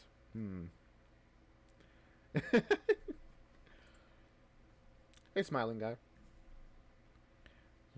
Very fascinating. And a series of vibrations. Oh, but all the fingers have eyes. Sensitive setae. These organs are especially delicate and would pose a huge threat to the I'm calling them eyes, but as he said, they're sensory organs, which is like variable. Animal's survival if lost or damaged, so the ancestral condition of being able to retract these limbs may come in handy, in much the same way that snails are capable of retracting their eye stalks. Other limbs may become specialized. It is really weird looking to see a snail like completely retract their eye, and you don't even see like a much of a like hole or anything. Their eye just kind of like flattens into their body. Gills with an enlarged surface area to increase oxygen uptake. Like in the polypods, these gills may contain an extension of a hemocoel, and muscular contractions within the base of the limbs may pump blood between the gills and the rest of the body. Meanwhile, still other limbs may become feeding arms to force prey into the muscular mouth. It's becoming horrifying very quickly. These limbs may evolve sharp hooks or teeth to help grip prey and masticate it before ingestion. Note that because their digestive system evolved from a single cavity formed from the feeding surface, These creatures won't have a through gut like the polypods, where food is ingested at one end of the animal and waste is expelled at the other. Oh yeah, these guys, their mouths are also their butts. Instead, food is digested in the stomach and then waste is regurgitated back out of the mouth, similar to some flatworms and jellyfish on Earth. The remaining limbs may be used for locomotion, beginning as simple tentacles that drag the creature along the seabed, but then eventually evolving into more efficient feet, or flippers. While they never become fully sessile, they may still develop the same mineralized armor that the adults do, still serving as defense against larger predators. So they are kind of like really freaky snails. In a lot of ways, they can like pull their arms and eyes back and stuff. Jeez. And these are, I guess, their world's version of turtles, kind of, as well. But, oh my god, it's horrifying. However, this armor will still at least partially restrict their movement, so they'll likely be outcompeted for the niches of pelagic predators by the acanthopods. But they'll thrive in deeper waters, feeding on the sarcopods or other benthic animals living among the detritus. Chomp chomp. But the evolution of motility provides these anthostomes with another advantage. Recall the sessile anthostomes are committed to broadcast spawning, meaning they produce vast quantities of gametes. So now you don't have to do that. Only a very small percentage of which are fertilized and survive to adulthood. By developing motility, the neotenous anthostomes are now able I don't want to see these things reproducing, to alright? actively search for a mate, minimizing the distance the gametes need to travel and thus substantially increasing the chances of a successful fertilization. The ancestral anthostome would have produced gametes from internal gonads and then expelled them into the water through gonopores at the base of the feeding arms. Gonads and gonopores. Got However, it. in the gastrozoans, as the stomach evolved, these gonopores may have migrated inside the body cavity, meaning that the gastrozoans, including these new neotenous forms, will produce gametes from a gland on the inside of their mouth, which means that they eat, expel waste, and secrete sex cells all out of the same hole. Disgusting. Wash your mouth. Yeah, nature can be gross sometimes. And one final note on Nature is fascinating. It just does whatever is like, alright, this seems the most efficient, let's go. And no matter how horrific the results reproduction. Most anthostomes only develop a reproductive system during their metamorphosis into adults. This means that before they mature, the larvae are neither male nor female, completely lacking any sexual characteristics. Okay. Then, once they metamorphose, they become either male or female, perhaps based on certain environmental cues such as temperature or the availability of certain nutrients, rather like the developing embryos of crocodilians. Yeah. But since these neotenous anthostomes never undergo metamorphosis, they will instead gradually develop a reproductive system once they reach maturity, with the same delayed onset sex determination as the other anthostomes. Oh, I thought they were gonna be... I mean, I guess they have to be... like, have sexual reproductive organs so they can, like, breed.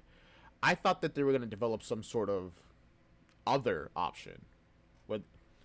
Where it's like some form of asexual reproduction. But I guess you can't when the very basics of your nature are sexual reproductions. With this suite of bizarre traits, I'm going to dub these bilateral gastrozoans tentaclostomes. And with that, we've got a pretty solid outline for the So far the names are very on the nose, but I mean, hey, it's better to have a fitting name than a one that doesn't make any sense. Ecosystem of our ancient oceans, and a fairly extensive cladogram for both of our body plans. Keep in mind, of course, that evolution on this scale takes millions of generations, and for every clade we've developed, there are likely to be innumerable intermediary forms, as well as many other clades that have either gone extinct, or simply aren't included for clarity. Yeah, they had the radial versions where they had all the tentacles, and then those became flippers. We know that there's like a ton of in the middle. We don't need to see them. This is already taking a long time, and it's very fascinating. This will represent our ancient ocean's ecosystem for the first 100 million years or so following the emergence of the two body plans. However, while the oceans are brimming with life, there's still one habitat yet to be colonized. The surface. In the next episode, we'll see how the descendants of these marine creatures haul themselves out of the sea and take up residence on dry land. I'm so excited. From 1 to 2 to like 8, and now we're going on to land. Let's see where we get from here. Alright. Part 4, the invasion of land. For the motherland, we take this land. Last time, our two ancestral body plans diversified into different clades to fill the niches of the ancient oceans. But now, 100 million years after the body plans first appeared, the stage is at last set for their descendants to emerge from the sea and take the first steps onto dry land. Oh, I thought he was going to show us how the continents had, like, separated or something, but they're fine. So far, all life on our alien planet has been restricted to the water, and for good reason. Yeah. At this point in history, dry land represents an extreme habitat and poses a huge challenge to potential colonists. If an animal comes out onto it's like, why even go up there, right? land, there will obviously be no water to swim through, and so it will be unable to support itself, and so collapse and die. Not only that, but outside of the ocean... Yeah, because they don't have a skeleton or an exoskeleton to hold themselves together. And I guess their, like, blood, like, propulsion method just isn't strong enough, really, at the moment. Although gravity is pretty light at the moment. Any water in the animal's... Then again, for them, it's not pretty light. It's the same as it's always been. body will quickly evaporate through its skin, and so the animal will dehydrate, desiccate, and die. Not to mention the fact that, as of yet, there's no food outside the ocean. Death 2. So any animal that comes onto the land will starve and die. Death 3. So dry land seems like a pretty inhospitable place. And yet, on Earth, it's been colonized innumerable times by a huge diversity of different clades. The most obvious examples being the forerunners of tetrapods. Oh gosh, look at him. That face. But I mean, I guess at this point, something has to have grown on land. Otherwise, why would creatures go onto the surface? You know, whatever primordial grass existed. And terrestrial arthropods that came onto land hundreds of millions of years ago, but also including more recent examples like mud skippers, air-breathing catfish, and terrestrial sea slugs. So why have all of these different groups come onto land despite the numerous difficulties involved? Off the top of my head, maybe because there's just less danger than in the sea, in the ocean. The ocean is like dangerous top, left, right, back, every direction. The simple answer is a lack of competition. The oceanic ecosystems are already thoroughly colonized, so the marine species must compete furiously to obtain food and avoid predators. But if a species comes onto land, especially at such an early stage in the history of multicellular life, there'll be no other species to compete with and no predators to worry about. So selective pressures will pretty much inevitably drive organisms to come ashore. However, going from wholly aquatic to totally terrestrial would be a very drastic change in lifestyle. But fortunately, the transition doesn't have to be so immediate. The intertidal zone... Sorry. Again, it could take millions of years. Intertidal zone. Sometimes called the littoral zone, forms a perfect medium between land and water. Organisms living in this zone will become exposed as the tide ebbs, and so will benefit from adaptations that allow them to survive until the tide returns. Over many generations, and then from there they can develop traits that allow them to just stay on land permanently. Interesting. Individuals that are able to survive out of the water for longer will enjoy less competition, and will thus be selected for, until they're ultimately able to live entirely on land. Luckily for our alien life forms, their planet's large moon means that the high tide will be almost 3 times higher than Earth's, creating a large intertidal zone that will allow for a very gradual transition to terrestrial life.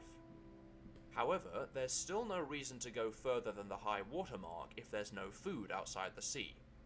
While this will halt the progress... But I imagine that now that life is in that intertidal zone and are adapting to it, that's obviously is going to apply to, like, all kinds of life as well, like the plankton and the various things, and the plant mouths. Of the animals, it won't be a problem for the autotrophs, who can produce their own food, so they'll be the first organisms to make the jump. And also these guys, I forgot about them. They're so tiny, I keep forgetting they exist. To a permanently land-dwelling existence. On Earth, terrestrial autotrophs consist almost exclusively of phototrophs, most notably the plants.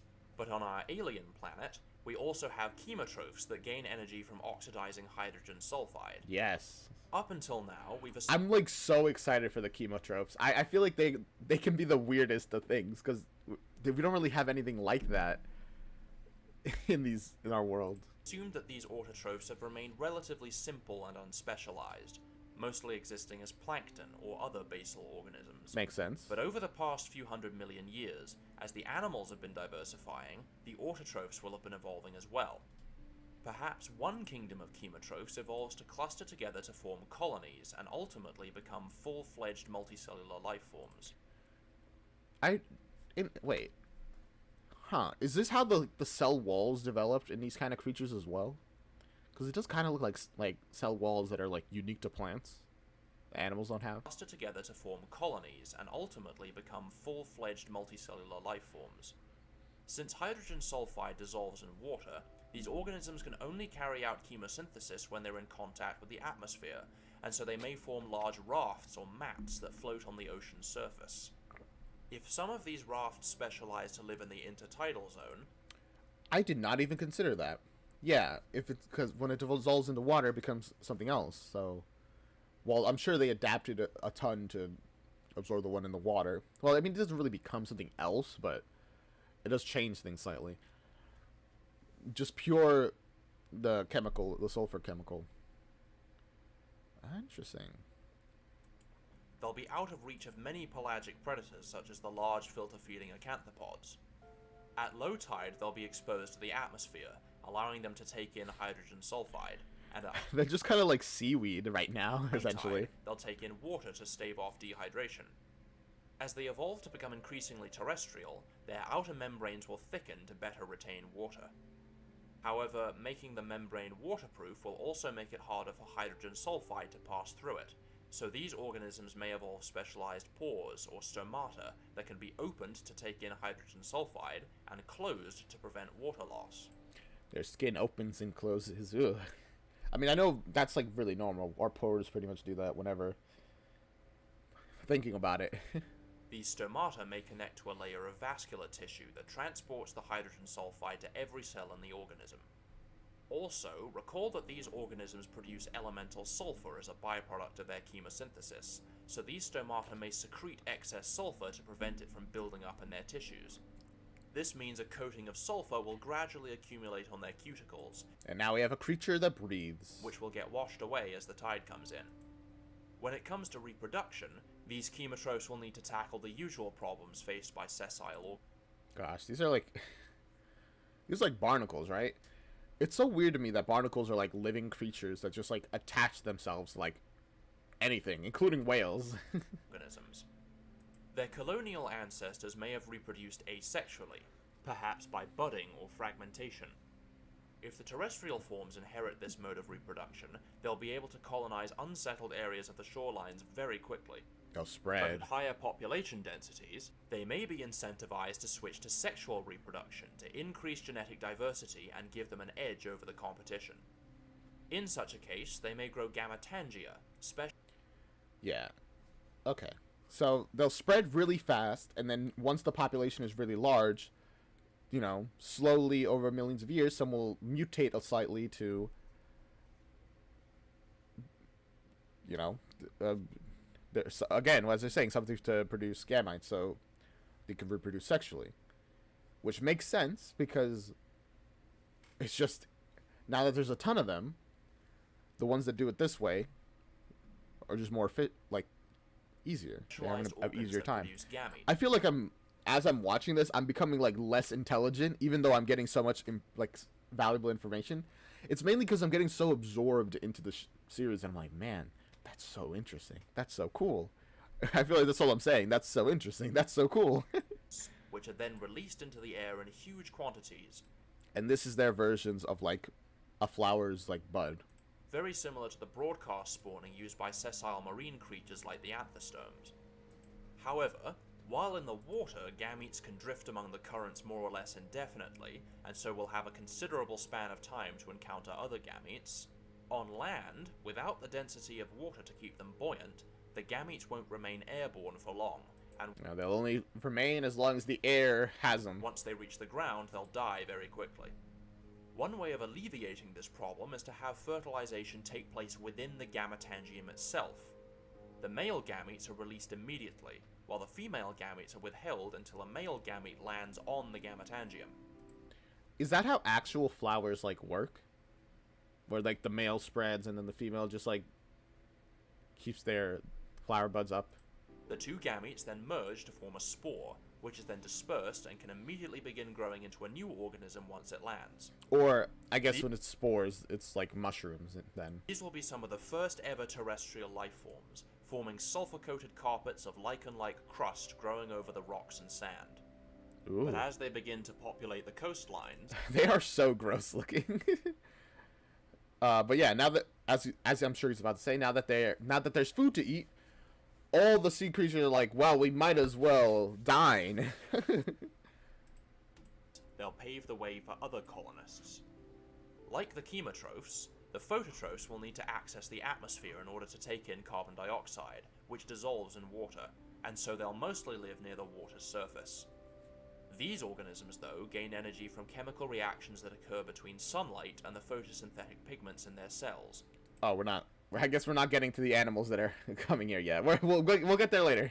Among phototrophs on Earth, the dominant plant kingdom and the related clades of green algae use chlorophyll for photosynthesis, giving them their characteristic green color, while other clades of algae make use of a multitude of other pigments, each one gaining energy from a different portion of the spectrum of light produced by the sun. I'm pretty sure the reason green is like the most common one is because it's like one of the more efficient colors in gaining like energy. I think theoretically the most efficient color would be black, but we don't really see black plants. So I think I've read a thing about why black, while theoretically the most efficient, isn't something that was evolved. But I don't remember what, because black, you know, the color black is that, like, no light is bouncing off of it. Or at least as little light as possible is bouncing off of it. Which means it would be absorbing as much light as it could. Our alien planet star is a class GV star, just like Earth's sun. So it will produce a similar spectrum, meaning the various kingdoms of phototrophs will show a similar variety of pigments to those on Earth. Makes sense. Let's say there's a class of algae on this planet that uses a red pigment for photosynthesis, and that one clade of these algae specializes for life in the intertidal zone. I guess then again, it might also just be the fact that, you know, a green plant was really lucky, and it just happened to be the one that spread more. That might also be that, and then things evolved off of it, and that's why everything's like green to like some degree. Once again, any individuals that are left exposed at low tide are at risk of desiccating. But instead of evolving their own mechanisms to resist dehydration, they may simply take advantage of the abundant colonies of chemotrophs that already cover the shore. Ooh. By incorporating themselves inside the membranes of the chemotrophs, the algae can rely on their host's toughened cuticles to protect them from desiccation. This will also provide them with extra nutrients, as they can take up the sulfur and water given off as waste products by the chemotroph. Since they now rely on the chemotroph for nutrients and shelter... Wait, how's that gonna happen? Are they just gonna crawl inside of these creatures? It's in the algae's best interests to make sure that their host stays... I guess considering how small they are, yeah, they could just crawl inside. That is kind of how, like, the mitochondria happen. Well, I mean, we believe that the mitochondria was a separate creature that has been taken into, like, cells. So... yeah, I guess it just happens. Alive and healthy, so they may evolve to provide the chemotroph with a portion of the glucose they produce from photosynthesis, which is more chemically efficient than the formaldehyde that the chemotrophs produce. This sort of symbiosis between phototrophs and other organisms happens often in evolution. Corals rely on photosynthetic zooxanthellae to provide them with sugars in return for minerals and carbon dioxide. Lichens consist of a photosynthetic alga that shares the sugar it produces with the fungus that shelters it. Oh. And about 80% of all plant species have fungal or bacterial symbiotes in their root systems to aid in nitrogen fixation and acquiring minerals from the soil. However... that's fascinating. Although, how are they getting their sun, since... wouldn't it be getting blocked by...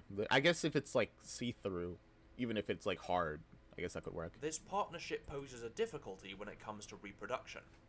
Whenever the chemophyte reproduces, it will need to ensure some of its algal symbiotes are transferred to its offspring. So when it grows a female gametangium, some algae may migrate inside and attach themselves to the gametes. When a male gamete lands within the gametangium and fertilizes the female gamete, the algae will be released with the spore as part of a pre-packaged dispersal unit, or diaspore. Again, it's so wild these kind of things just, like, naturally evolve. Like, it's genuinely... How did things even get to this point? I feel like even if I saw creature by creature, generation by generation, I would still be, like, baffled about how this kind of thing happened.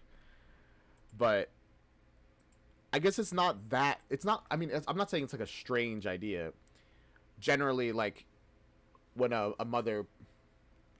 when a child is growing inside of their mother, a lot of different, like, things that the mother has goes into the child, like the bacterias and like like benign life forms and that kind of thing. It's just fascinating of like your gut biome.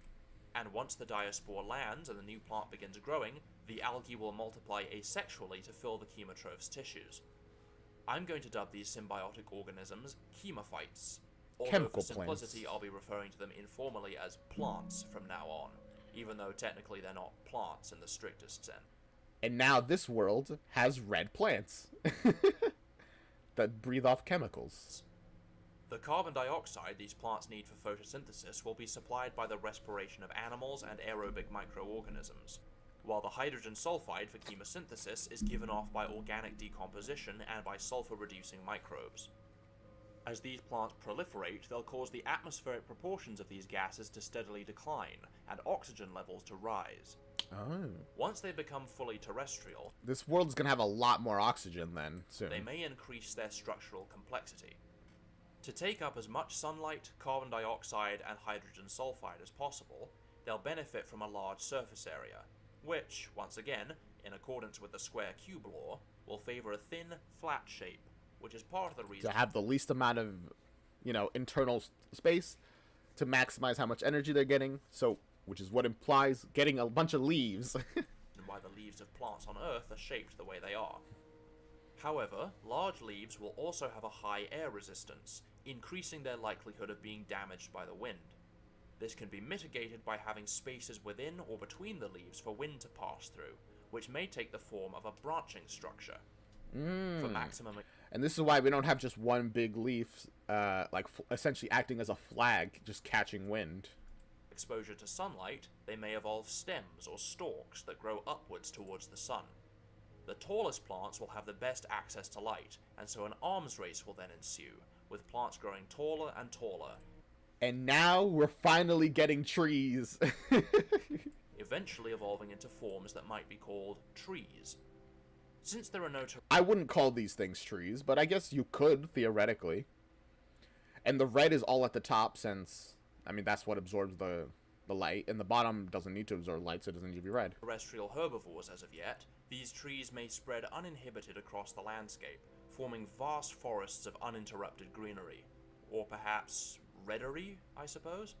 Whatever you want to call it. And as the plants establish themselves on land, they'll present a new food source that may coax the animals into taking their first steps out of water. He's not mentioning it, but I imagine that grass and, grass-like plants would grow, earlier since... But then again, an arms race of trees makes a lot more sense as well. I don't know. I wonder. Also, it's interesting these trees are, they have tentacles, essentially, with, wide palms to, get the air. Or, the sun. The sessile anthostomes rely on the ocean currents to bring them food, meaning they can't feed above the waterline, so the land won't have very much to offer them. But the motile tentaclostomes stand much more to gain from making landfall. Yes. Perhaps some tentaclostome species come into the intertidal zone to spawn, as the shallows and tide pools form an ideal shelter for their developing larvae. These coastal species may evolve to supplement their diet by feeding on the chemophytes along the shore, and eventually be enticed out of the intertidal zone by the abundance of food offered by the land plants. I'm so excited to see what our first herbivores are going to look like. Initially, they'll need to constantly I'll call them herbivores. return to the water to prevent desiccation. In particular, their gills are especially vulnerable to drying out. While in the water, a large surface area allowed increased oxygen uptake, On land, it means a greater area for water to evaporate through, so having a large breathing surface is now... Which is also why, I mean, wide surface area still works as a way to dissipate heat, but I guess with these guys who are kind of semi-permeable, or amphibious, or whatever, it just means more things for water to leave. A detriment. Recall, though, that the tentaclostomes are capable of retracting their limbs, so the gills may be withdrawn into the body when not in use, minimizing their exposure to the air and preventing water loss. And then eventually, as this branch of the species gets more and more used to land, they're just gonna stop having gills come out. And as the tentaclostomes become increasingly terrestrial, perhaps their gills evolve to become permanently retracted into pockets within the body, somewhat like a pair of lungs. That's exactly what I was gonna say. That's so interesting. And now they have two mouths for air to go in through, or not mouths, but holes. Air passes into these lungs through spiracles or pneumostomes on the creature's sides, and the muscles at the base of the lungs may become a pair of hearts to pump the oxygenated blood around the body. Since this passive form of breathing relies on a constant flow of oxygen-rich air into the lungs, I don't know why this is making me so excited. I'm like, oh, that's so cool. The energy they get from respiration will be directly proportional to the levels of atmospheric oxygen. The less oxygen available, the less energy they'll have to maintain their growth, and so will have an upper limit on the size they can reach before their volume becomes too large to sustain. Until eventually one variant evolves to some way to suck in air, like, manually. This is one reason why terrestrial arthropods on Earth don't get larger than a few kilograms at the most, as they rely on a similar mechanism of passive respiration. Luckily, though, the proliferation of the land plants will steadily oxygenate the atmosphere, allowing these tentaclostomes to attain fairly large sizes. 20 However, centimeters. Their maximum size will still be limited by their lack of internal support structures.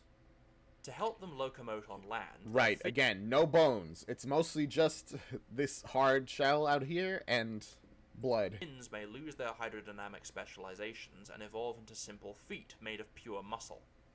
This is very inefficient and energetically demanding, as the muscles will need to be tensed continuously to keep the body supported. Beyond a certain weight, this becomes impractical, posing another limit on their potential size. Although recall this planet's gravity is 20% lower than Earth's. So they can get a bit larger than they could theoretically on our planet, but still not that large. This constraint won't be quite as severe as it would be for animals on Earth. The only structural support the tentaclostomes have is their shell. The shells of marine anthostomes are made of... They're probably going to develop an exoskeleton then, because it's already on the outside of their body. It's not that much of a stretch for them to just start growing at other places as well. Calcium sulfate, which they form by taking in minerals dissolved in the seawater. However, there's obviously no dissolved minerals in air, so forming a calcium sulfate shell on land may be infeasible. True. On Earth... That is actually a problem. Because while there is sulfur in the air, it's just not nearly as much as it would be in the water. The various groups of arthropods have independently invaded land numerous times, and in almost every instance have lost the mineral component of their shells, forsaking the ancestral calcium carbonate shell for one primarily formed of chitin. Our terrestrial tentaclostomes may do the same, turning their mineralized shell into a lighter, more flexible substance. Since the shell is impermeable to water, it helps prevent desiccation, which may also be averted by evolving a thick, waterproof skin, allowing them to venture out of the water indefinitely. However, they'll still be tied to the water for reproduction. Just as with the chemophytes, the tentaclostomes' gametes and larvae are prone to desiccation on land, so the tentaclostomes will need to... No eggs in this scenario. Well, I mean, technically, I guess... No eggs in this scenario. And no hard-shelled eggs yet, as well. Return to the water to spawn, and their larvae... That feels like a weird way to describe eggs. Hard-shelled eggs. But you know what I mean. There's some eggs need to be in water, some need to be on land. Some on land need to be inside of a hard shell. Larvae will need to remain in the water until they develop the waterproof skin and air-breathing capabilities of the adults. To become totally independent of the water and colonize drier habitats, the terrestrial tentaclostomes will need to evolve internal fertilization.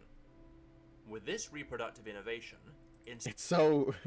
The planet already we're still in such like an early phase of it, but it's so alien already, which is so cool. Instead of the male and female expelling gametes into the water and having the larvae develop on their own, the male will transfer his gametes into the female's body through what's called a cloacal kiss.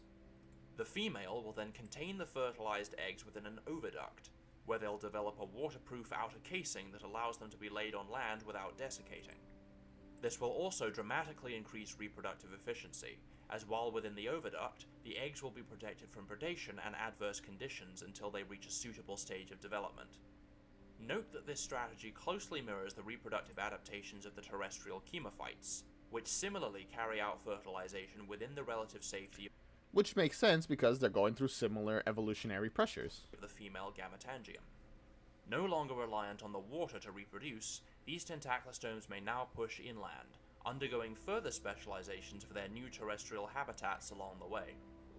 To cope with a varied diet, the setae on their feeding arms may evolve into rasping surfaces, like the radulae of gastropods, while their stomach may develop a branching structure to increase surface area, as well as a number of ceca, or pouches to store digested food. Interesting that they have such massive amount of space that is kind of just not used right now. Like, you think that they would have evolved to have bigger stomachs just to fill that space, pretty much. Which, when full, will then avert back into And make their internal body, like, smaller. the stomach so waste can be regurgitated. These tentaclostomes will be the first true land animals, and are set to spread across the continent to occupy the abundant niches of the new terrestrial ecosystems. Hurrah! I'll call these creatures lophostomes. Crested mouths. Alright. But though they may have won the race to land, they'll shortly be followed by other colonists. Among the polypods, the planktonic tachypods rely on the ocean currents for movement, so they may not fare well out of water, and the acanthopods are very specialized for aquatic life. And they'll probably evolve into different fishes from there, but The sarcopods may be adaptable enough to make the transition to a terrestrial existence. By this point, the chemophytes may grow into large coastal swamps around the mouths of rivers and estuaries. yeah, mainly they're still staying on the coast, but they are slowly spreading beyond it, but Where the sarcopods might come to spawn or scavenge. As they evolve to inhabit shallower waters, their eyes might move towards their dorsal surface to allow them to see above the waterline, a common condition found in many semi-aquatic animals. yeah, so you can mostly stay in water, which also helps for stealth as well. But helps for stealth, keeps you wet and soaked. Vertebrates on Earth have only 2 eyes, which provide a fairly narrow range of vision regardless of how they're positioned.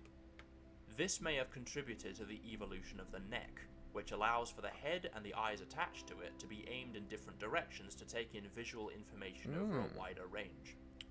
Having a neck That's not a problem for our little aliens here, because they just already, early on, they developed a bunch of eyes. also allows for the mouth to be brought closer to food without moving the entire body, which conserves energy and makes feeding easier.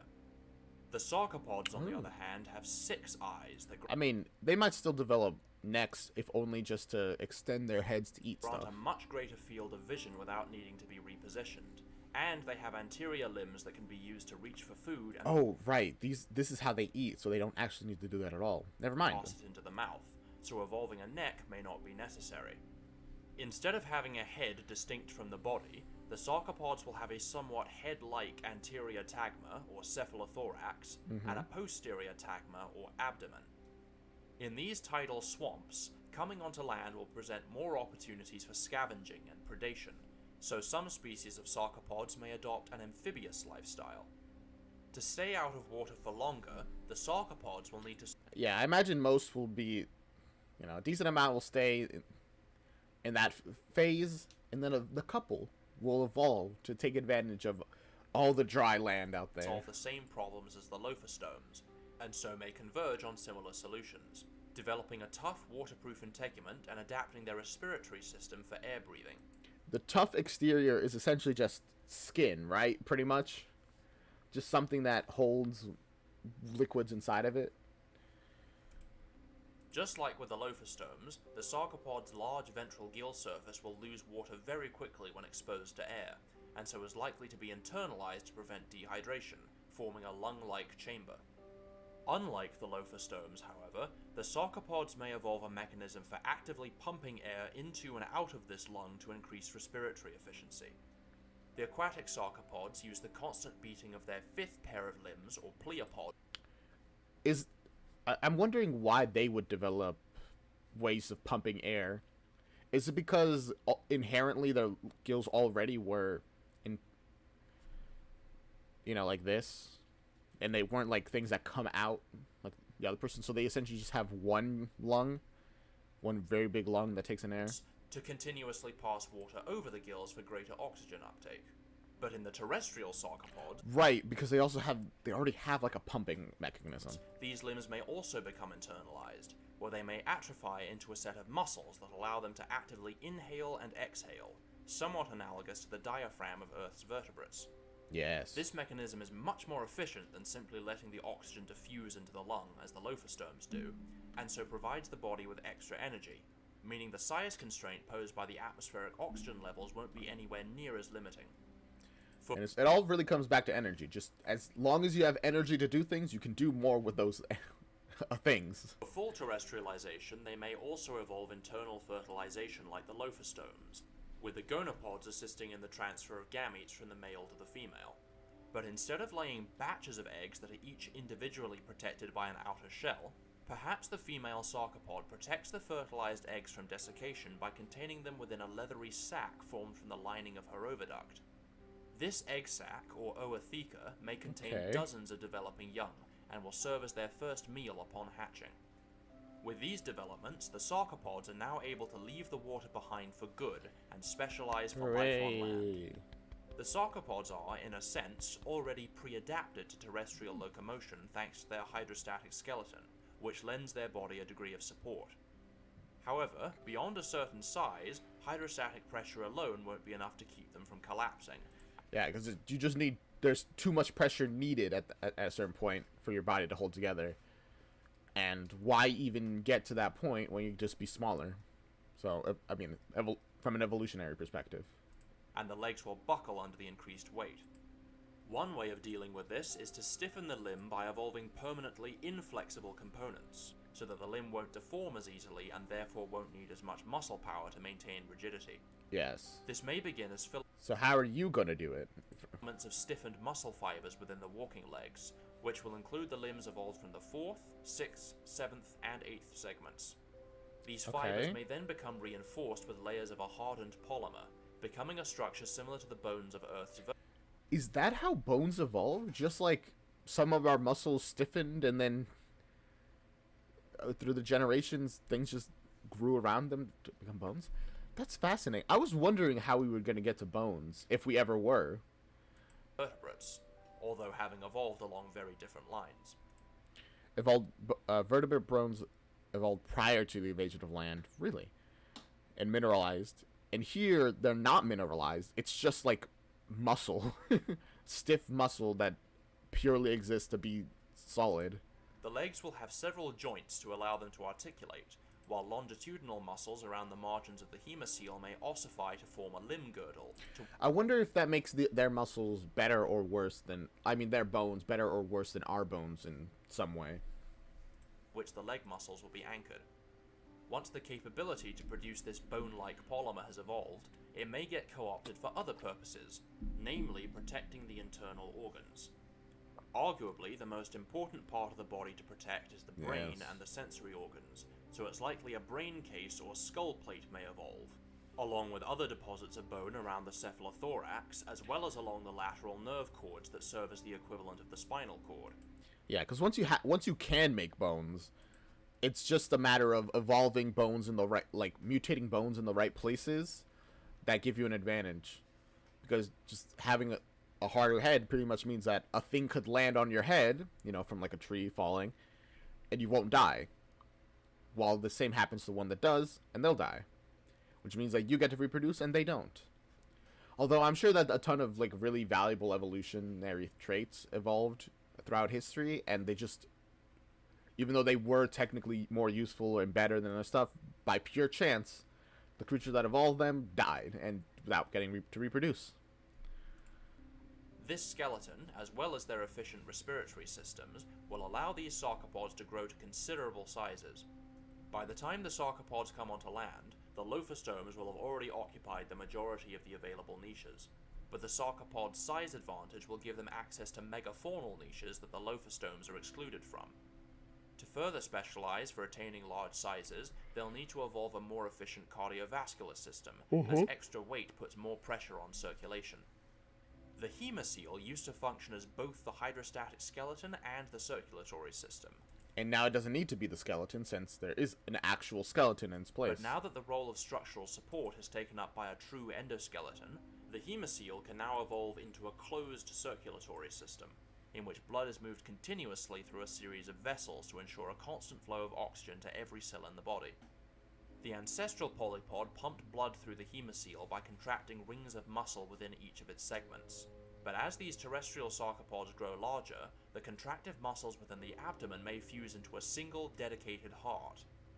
The new circulatory system will also need to have a filtering mechanism to prevent the buildup of metabolic waste products and toxins in the blood. Each of the segments of the ancestral polypod may have had a pair of nephridia, or glands involved in blood filtration, which may survive in these terrestrial forms as a series of kidney-like...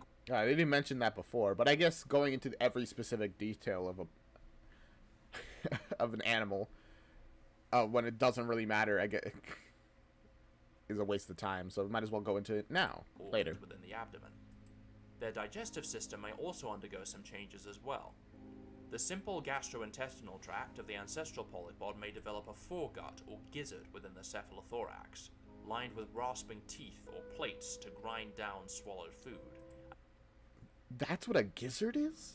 Oh. And a second, larger stomach may occur within the abdomen, along with organs that supply enzymes to aid in digestion. I wonder if they'll develop a second stomach, like cows have. The anterior limbs on their cephalothorax may now... I mean, right now they don't have a reason to, but... ...specialize to aid in feeding on their new, much more varied diet. The first two pairs of limbs, once used for sifting through sand for detritus, may now become mandibles to process food and pass it into the mouth, with the setae on these limbs becoming tooth-like cutting surfaces. Sorry. The third pair of limbs may become pedipalps, which may have a role in both handling food items as well as sensing the environment. The tips of these pedipalps so like ways of, like, feeling stuff. May contain chemical receptors to smell and taste food before it's ingested, and the setae on these limbs, used in the marine sarcopods to sense vibrations, may now specialize into a hearing mechanism. Speaking... Which I guess makes sense, because our ears have, like, little hairs in them that, like, hear... which are used to hear vibrations. So here they go. It's interesting how easily to a degree, I guess, sensory organs can change into different sensory organs. Which makes sense if you think about it. It's like, ultimately, it's interpreting the world. It just changes how it does it, like what it reacts to. Of senses, since air is constantly being drawn into the lungs, a ring of olfactory receptors around their spiracles will help detect scents carried on the breeze, thus giving their sense of smell a much greater range. These sarcopods are now adapted to a fully terrestrial existence, and are poised to exploit the as-of-yet vacant megafaunal niches. I'll call this clade the osteopods. Bone legs. Together with the chemophytes and lophostomes, they'll serve as the blueprint for innumerable land-dwelling lineages to come. It will have taken about 100 million years to gain a foothold on land, but now they're fully equipped to populate the nascent terrestrial ecosystems. In the next episode, we'll see how these pioneering land dwellers undergo an explosion of diversity into a myriad of new clades. I'm so excited to see. That's kind of like the thing that I've been thinking about since the moment we saw these guys. Like, oh my god, so many things are going to evolve from these three. Just these three base creatures. We already got trees from these plants. And from the trees are going to evolve different types of trees. And from these plants are going to evolve different types of plants. And our two main forms of lives, this one which will go for bigger, this one which will deal with the smaller stuff. And probably push these bigger, push these smaller. Until eventually things in the middle start growing and then getting defeated and then growing. Whatever. It's so exciting. Unfortunately, that's the end of today's reaction. You know, I've streamed for 2 hours, and now, oh, don't worry, and now it's time for Mighty Grandpa. But first, I gotta go to the bathroom. Oh yeah, let me do a YouTube outro. Well, I hope you guys enjoyed that little reaction. We're gonna continue this next week on the next Wednesday. If you enjoyed it, leave a like, comment, subscribe, check out the original in the description, and I'll see you guys then. Bye. Okay, I'll be right back. I gotta go to the bathroom so badly.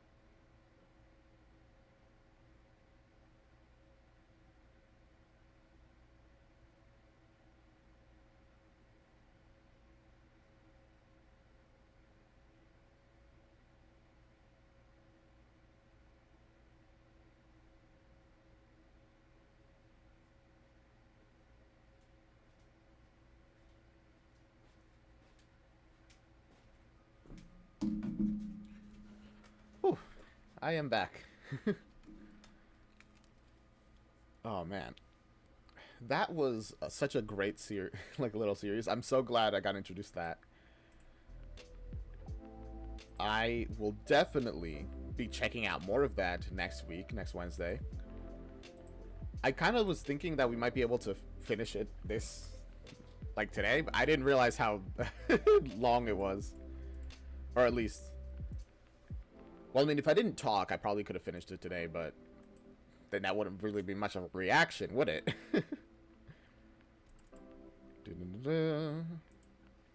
I guess I should update the stream title real quick, because I am now going to do a bit of a work on my game Mighty Grandpa a bit. Let's see, what should I call this?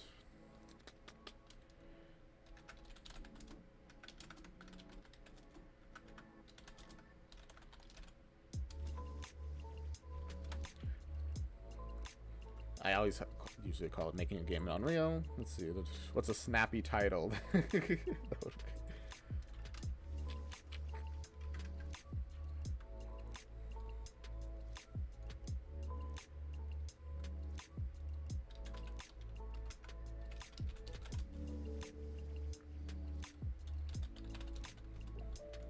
I can't think of anything. Remaking controls. It's just a basic description of what I'm doing. Alright. There you go. Unreal is also opened. I don't know why every time I open up the game, it opens into starter content, which I don't think I need starter content. I'm pretty sure I could just delete it. But I don't want to bother if I do need to, if I can't.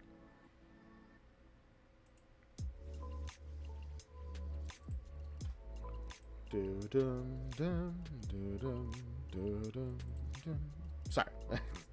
Vibing to the music for a second. Okay. Now that I have it opened, I will show you guys in a momento. Let me just do a quick thing where I gotta replace my boat PNG with a new boat PNG.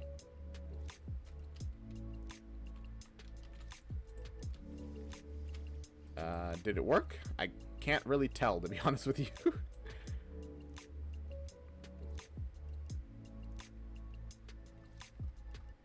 Think so.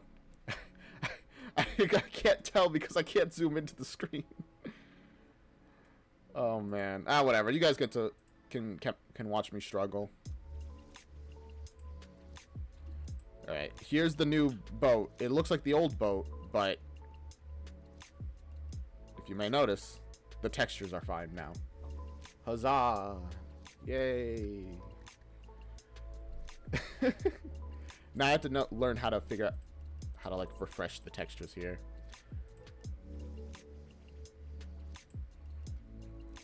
Do I just like go in here and change it to something else and then back to boat?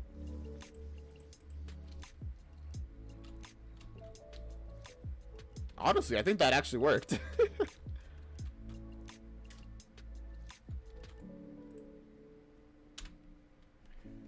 Delete that. Get the boat blueprint, put it back in here on its own. Level 1 boat. Put it back over there. Actually put it at positive like 0.2. I don't know if you can see these numbers. I think that's fine. Nope. I want the end position. Nope. Wait, give me a moment. I'll get this. I have my start position, but I want to move the end position, so put the start position back. There. Got it. They're like layered over each other, sadly. It was a bit of a struggle for a moment. Hey, boat. A little closer to the water than they should be, but it's fine.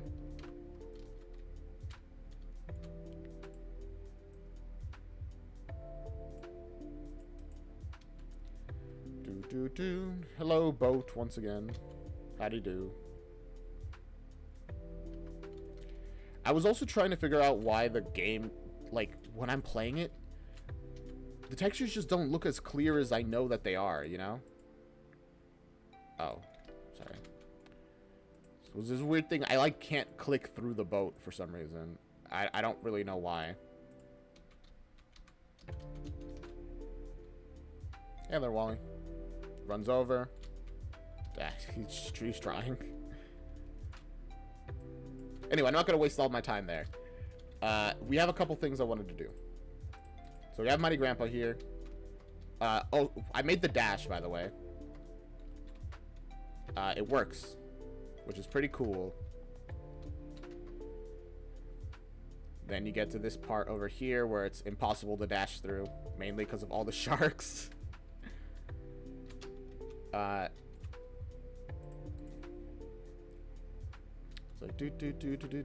we run until we get like here. Then we need this sign. We need to change this kind of bit. Gotta do dash with.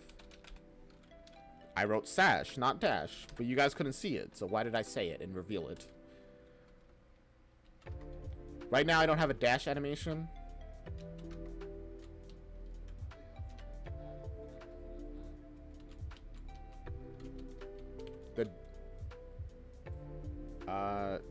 Let's move this there and like that. That should look good.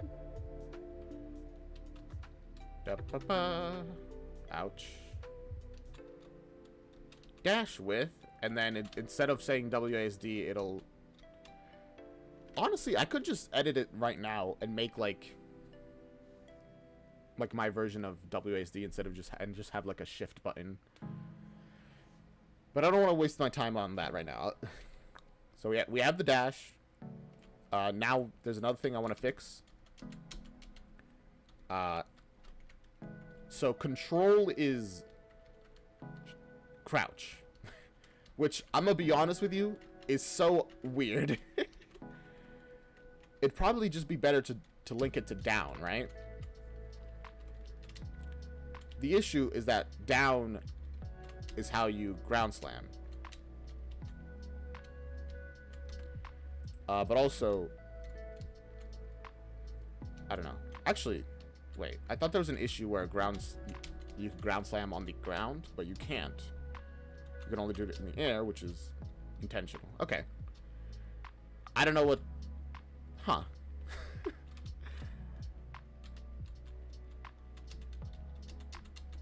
I guess there's not really much of an issue then. The only thing I really have to do is make it so that when you crouch in the air, you only ground slam, and when you're on the ground, that's when you can crouch. So yeah, there's literally no issue with that. I don't know why I was complicating things. So let's go into inputs real quick, where we have default controls. Do what? Attack up. Right, I have this whole situation. I'll figure this out. A way to make this better. Because I have like look up right now, which honestly is such a dumb way of doing it. I dislike it so badly, which is why we're gonna be reordering a bunch of connections and stuff. We'll see how it goes. Do I not have crouch? I have ground slam, which is S. And I know I can crouch, so the button exists. Did I call it like something else?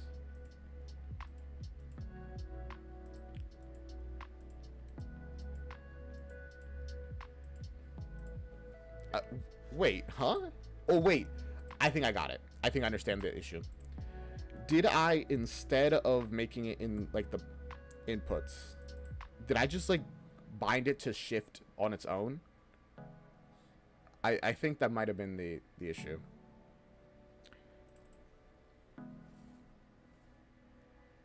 Sorry, I thought I saw a fly. Oh. Real quick, let me do this. Put a comment around that. I keep putting sash. I don't know why. There. Dash. So we have the dash mechanic there, and it's fully functional, honestly, which is surprising. Like, it's genuinely just, it's just surprising. So we have check, jump.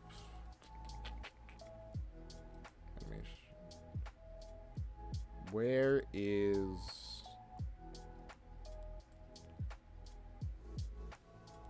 Oh, animations stuff. Needs event dispatcher. I'm just gonna leave that there because I don't really understand why that's there. Pause game. I pause. Shift through.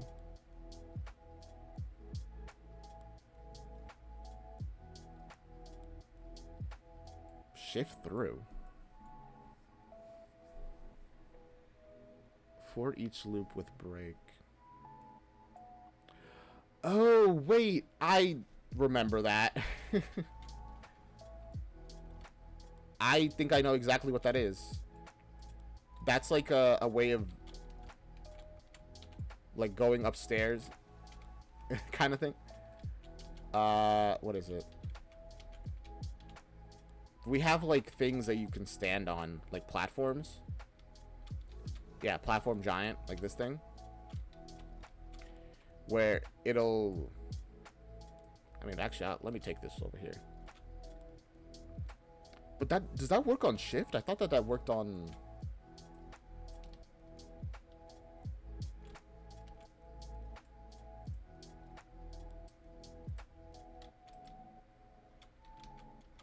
Like, it lets you stand on it. I think I was making an alternate version for, like, stairs, essentially. But...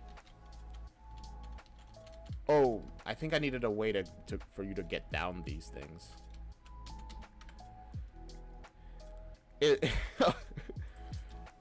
That's a basic mechanic that I thought I had finished. Okay, no, there's definitely a fly here. And it doesn't look like a small fly either. Sorry, let me move this negative point, like 0, 1, so we can stop overlapping. I'm like getting paranoid now because of the flies. Like it got so close to me. So that's interesting. I have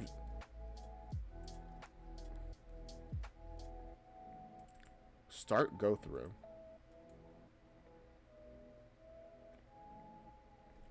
Checks if the item is. That's a really big fly. Why is it here? Get out of my room. Get out of my room. I'm programming. Oh, I hit it. Damn. I'm good. That was nice. I got it in one go. Okay, so I made a type of interactable like an interface called go through. So if something has I go through, you go through it. What does that mean? I genuinely don't know. I think I have a basic idea of what I meant, but whatever. I'll figure it out. Here's what I'm gonna do. Make that red so that I can keep an eye on it. Like, remember that there's an issue here or something.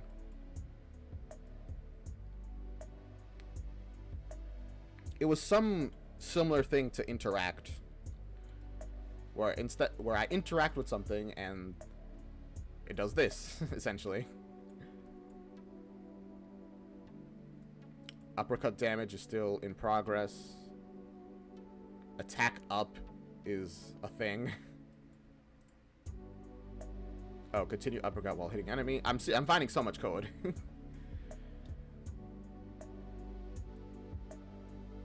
I am not finding how dash works.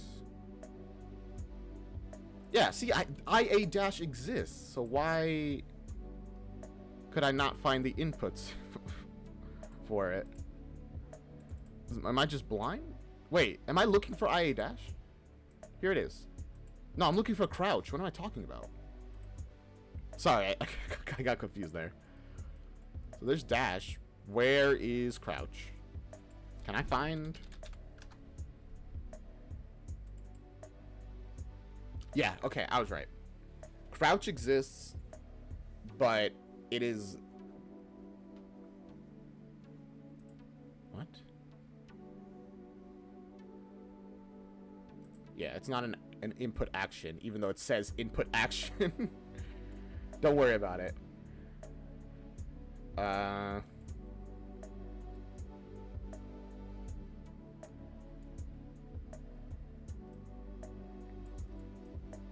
Honestly, this is a pretty easy thing to resolve.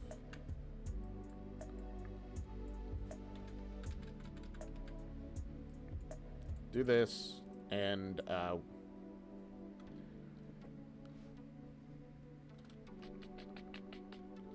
make a branch. That branch is is falling.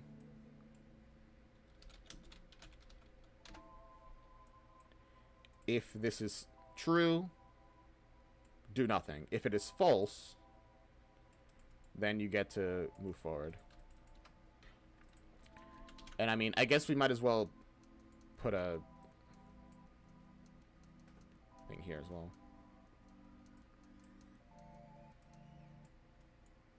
Uncrouch. There's still things I have to resolve with this. Like that. Like it putting me into the ground. I don't know why it does that. Okay, so it sets your relative location to 2. Your X to 2, and your Z to 60. Target is sprite. Which should be fine, because... Oh, I keep pressing the wrong button, sorry. There. That just, like, lowers us to the ground, essentially. Then it sets the sprite back to normal. I'm gonna be real. This doesn't seem right for some reason.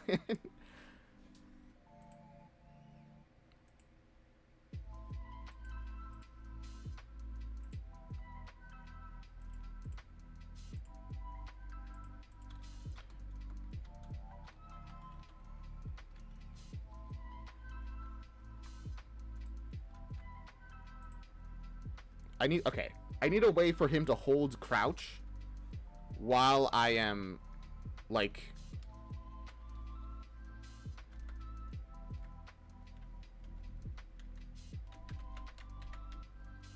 Yeah, no, that doesn't work at all. Oh, wait. Yeah, no. I will try to find a different way to hold crouch. I mean...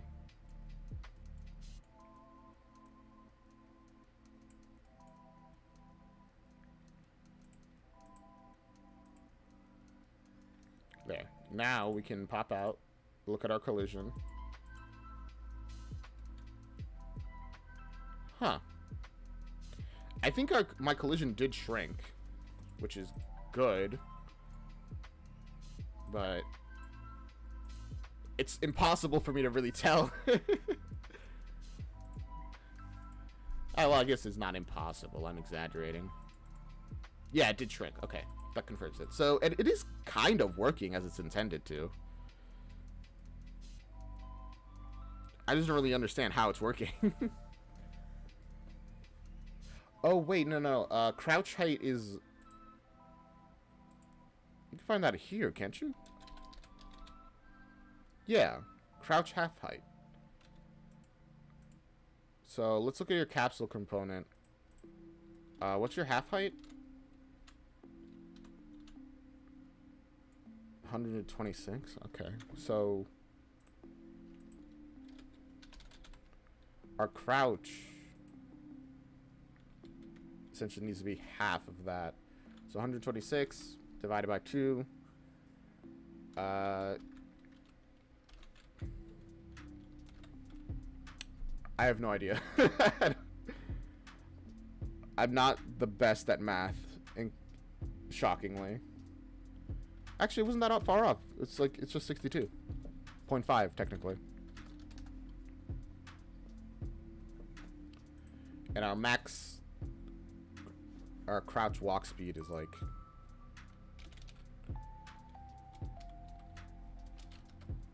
Our walk speed is 800, so we want our crouch speed to be like 400 rather than 150.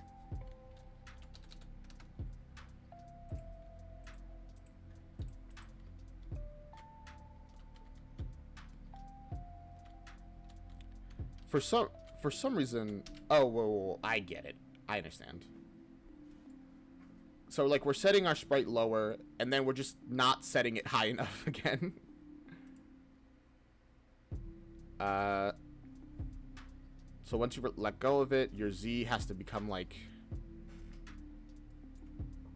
Wait, huh?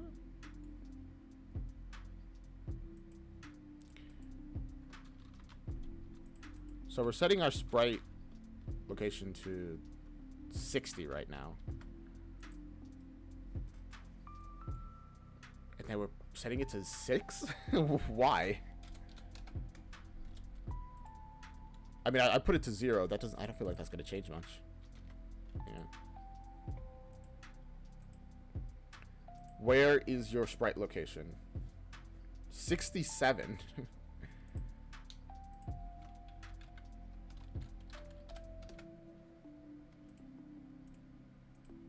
Yeah. So we're back to our normal position. That does mean I gotta do something with this. I can't really adjust this until I get my crouch, like, thing, pretty much. For now, it looks fine. I will, however, make an I8 input action here. Because... why not, right? It's probably best to have all my controls in the same style. So I don't have to, like, go searching around like, oh gosh, where's my crouch.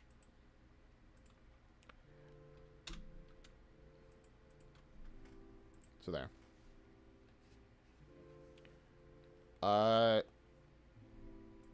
Now it's attached to the S.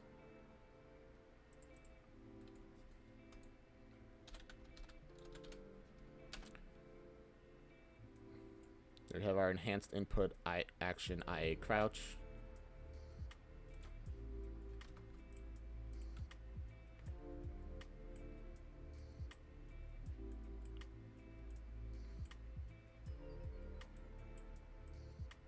And honestly, it's just on-triggered pretty much.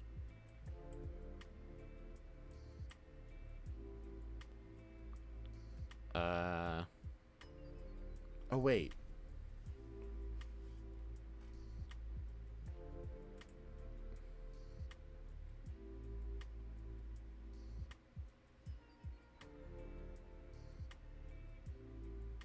Oh, yeah. There you go. That should work. Let me hopefully make sure that works. I keep pressing the wrong button. There we go. Crouching now functions. Yay. Oh.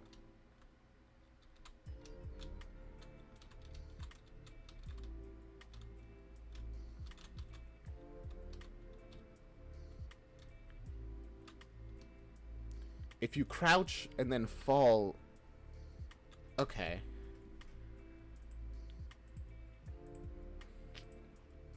Interesting.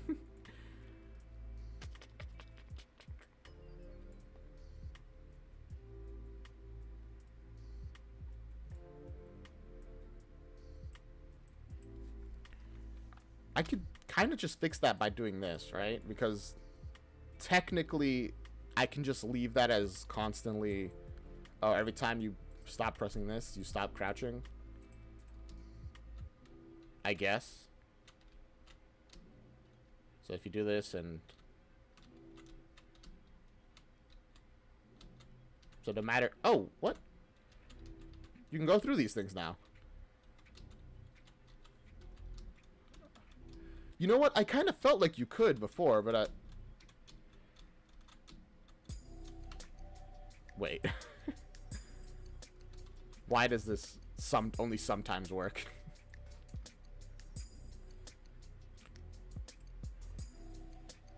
I mean, I do understand how these things generally work. Like, I understand my logic here.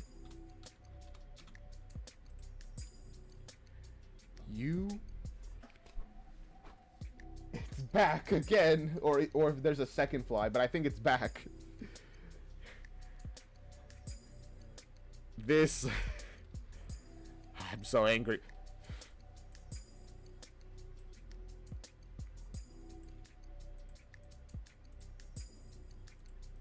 Try this. Yeah, I think it's a height thing. When I crouch, my collision goes down, and because my collision goes down, I can then go through this thing.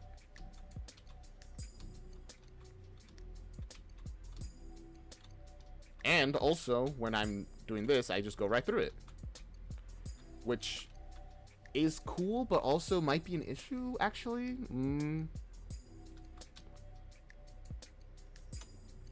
Let me think about that.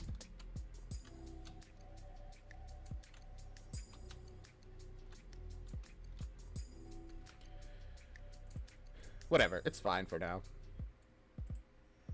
Okay, so we have our crouch, which is now functional again for probably like the 5th time.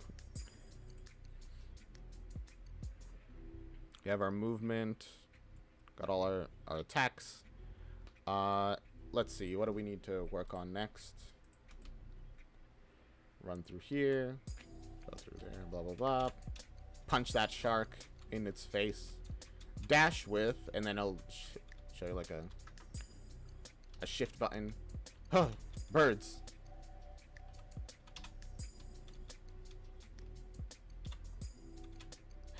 I'm trying to see if I can punch it. I don't think I can punch it.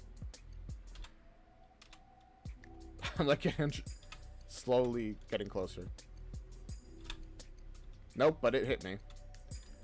Then there's this thing that Wally's gonna tell you that you can use it. Sends you to the background.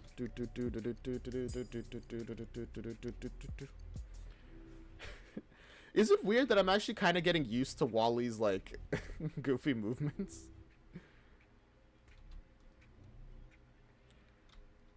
Okay, let's actually do some set design. Let's go to our textures, get our sprites. I'm mainly just gonna be using Wally's boat. I'm gonna grab that thing out of the sky.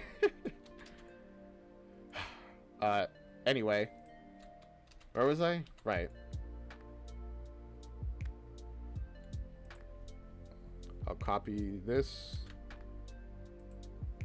variable 3252 essentially is what I'm gonna. Oh, no.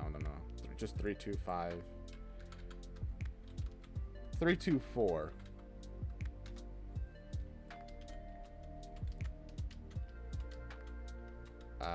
Oh yeah, I gotta copy this water again. It's such a long water thing that it makes. I think it went out of my room.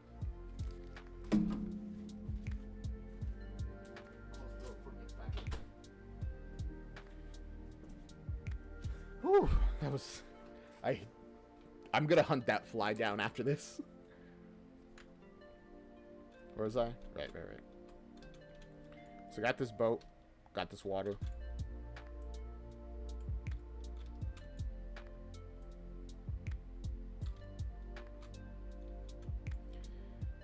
Gotta very carefully watch to make sure.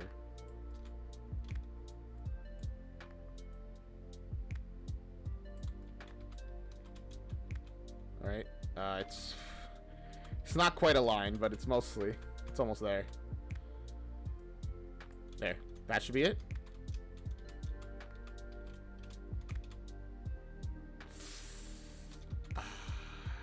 It's slightly off, which means that this is not it's not off by like 1, it's off by an almost imperceptible amount.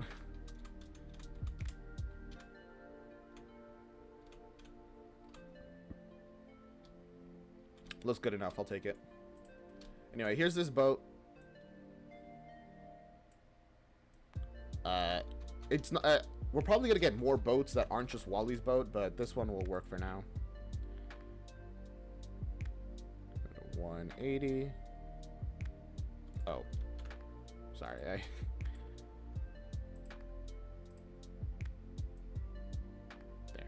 180. The boat is gonna be positioned just right so that you can't actually like get on it. Ouch.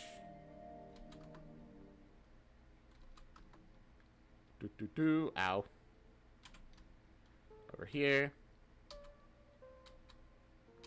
Although I think right now it's not in like the best position.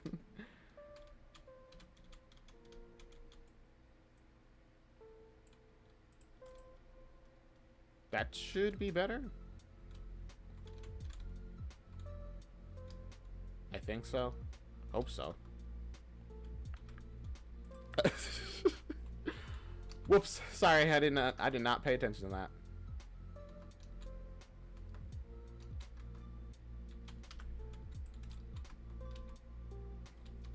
I'm like trying to speedrun this for no reason. There. Now I'm over here.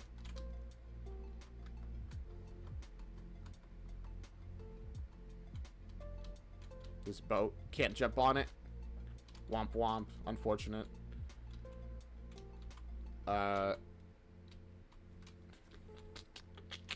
Maybe I should make the boat itself its own texture. Instead of like turn off its collision, then put some like collision boxes so that I can make it so so you can like walk through this net, but not through like actually onto it. I don't know. So like there's this area here. Walk forward, and then you're gonna get on a bunch of boats, pretty much.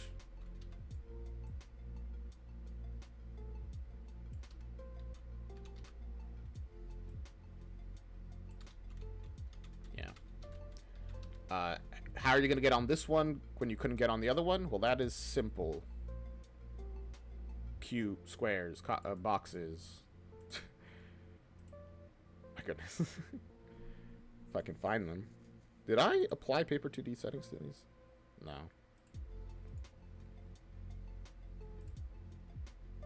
I really should do that for, like, everything. Like, immediately. As soon as I import it.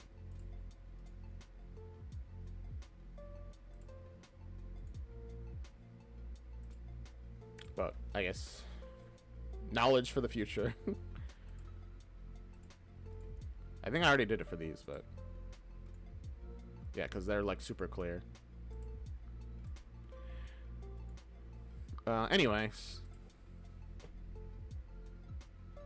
Where are... here.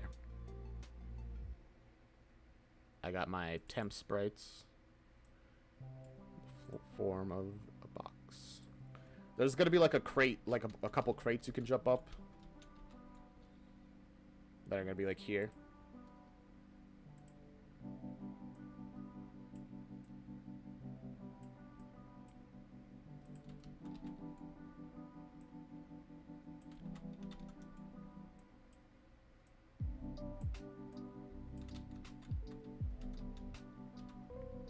And just for testing purposes, we're gonna make them essentially like this, because you kind of have to like yeah, okay, here's what I'm gonna do. These textures are gonna have no collision, no collision, and instead they're gonna have like a collision box. I mean,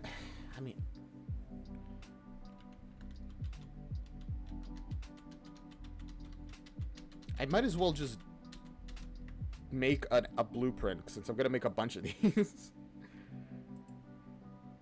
And I already have like a boat blueprint, so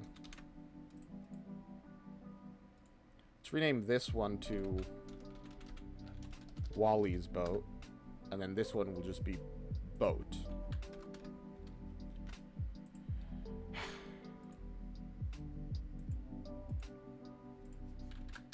Except I can't do that.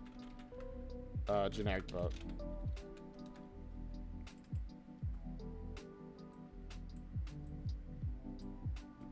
Damn, we're almost at the end of stream. I started stream like an hour early today, and you know, now we're reaching the end of it with far more energy than I normally end stream with, which is good. Very, very good, honestly. Technically, I could go for another hour working on the game.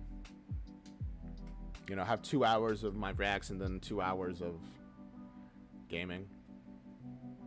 Of, well, Muddy Grandpa.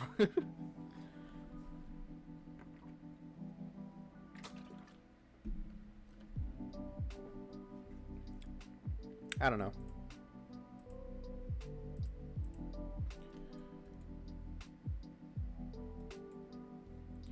Okay, bro, what does this boat have?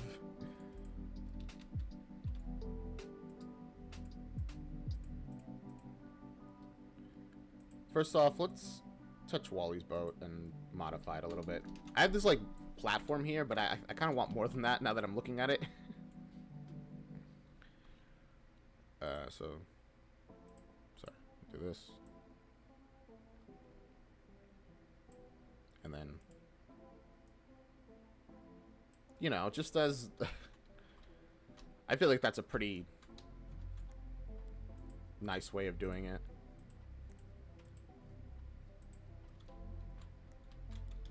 Also get super precise here so that it looks nice.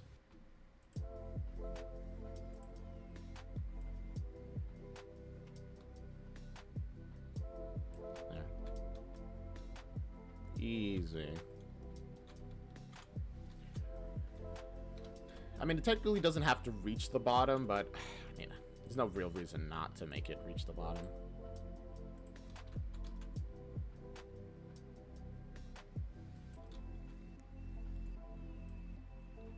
And then leave a little bit of space over there, like feet.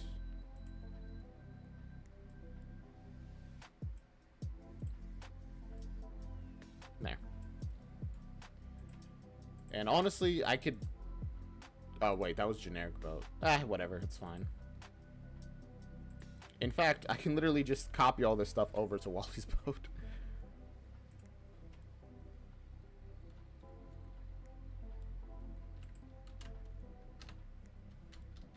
Wait. Wrong variable. That was the boat sprite itself, not the... this thing.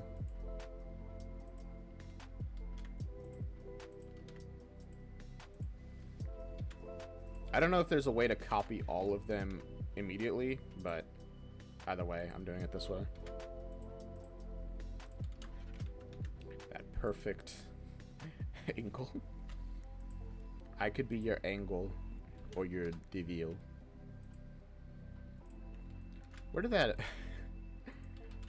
You know, I don't know why pronouncing things wrong is so funny.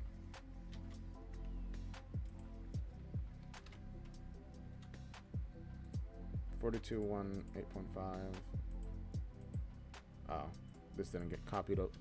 I didn't do this by accident. Everything good? Yes? Alright, perfect. This just makes it so that you can't, like, fall under the boat, essentially.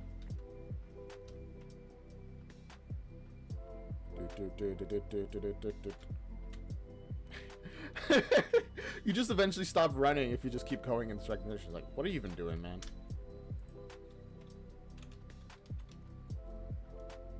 I might as well move this up a little bit. Yeah, that's probably better, to be fair. What number changed there? Right, X.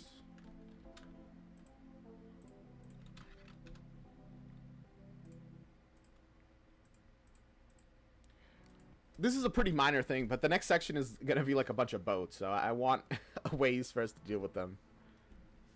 There we go. Now we're not, while we're running into it, we're not going into the boat.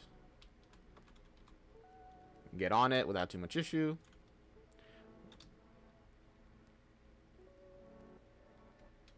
I swear that this texture got filled, didn't it?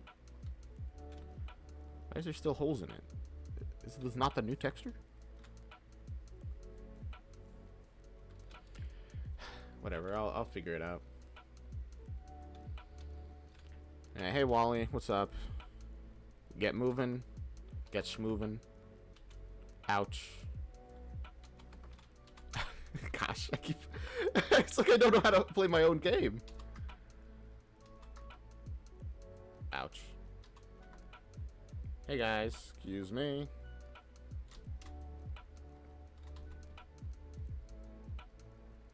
Now we're over here. Dashing forward. Oh, yeah, this is still like a whole sprite, which is fine, honestly. We don't need this one to... Since that's just like to block your way. I mean, maybe I'll find a different way to block your way, but...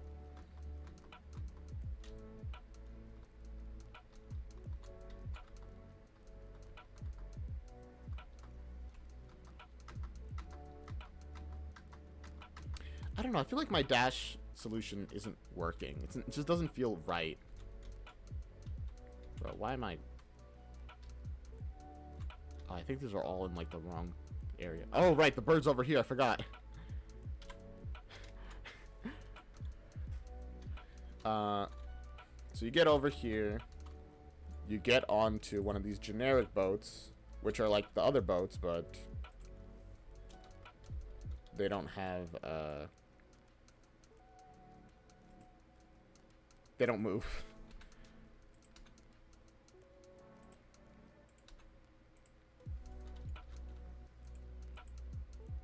I know that they had, like, things and stuff, but... Whoops. Oh, right. Here it is. It was in the construction script. I was looking for this code.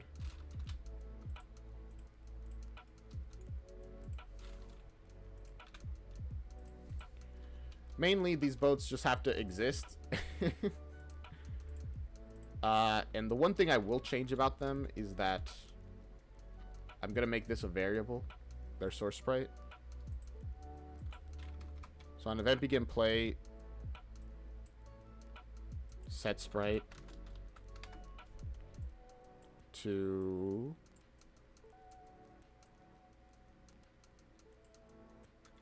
this, which we'll promote that to a variable, call it new sprite. That's not how you spell sprite. Sorry, I was thinking about Sprite Soda, which also that's not how you spell that either. But that's why. So there we go. Put a generic boat here, and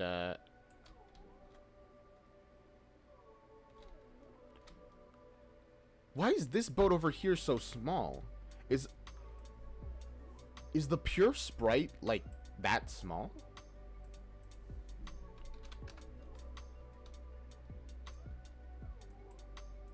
Oh, it kind of is.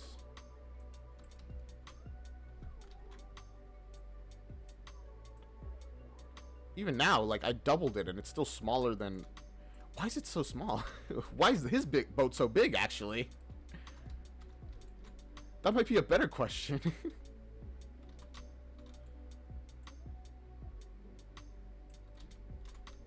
Huh.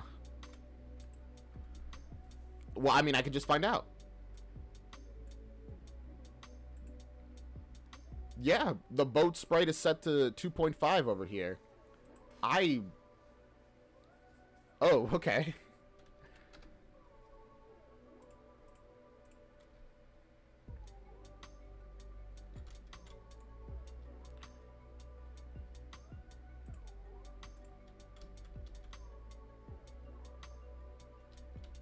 It feels bigger now, actually.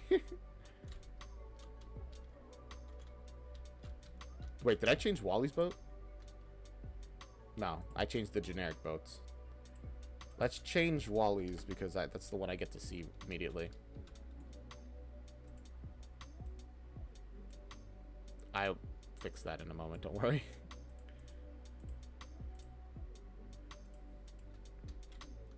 What does his boat look like now? That it's like... Oh, it's tiny.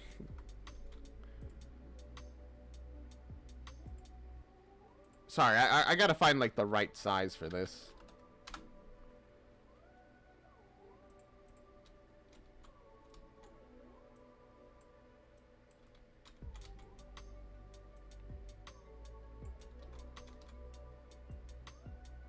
This is not a problem I expected to have, to be honest with you. I guess I just forgot that I set it to 2.5 times size for, like, the previous boat.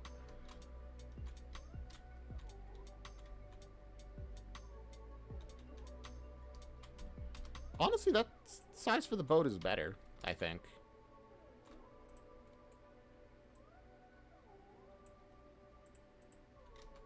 The boat, like, just catches Wally on its way. Hey, Wally.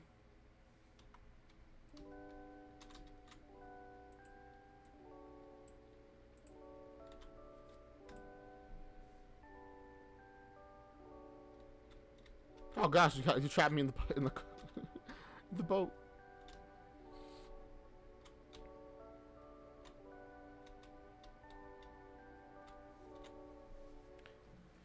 It's not a bad size for the boat, to be honest with you.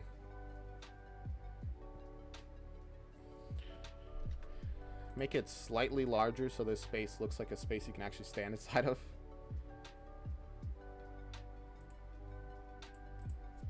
Like 7.5.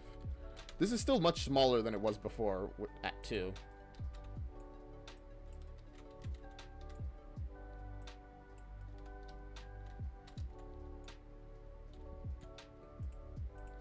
Do, do, do, do, do, do.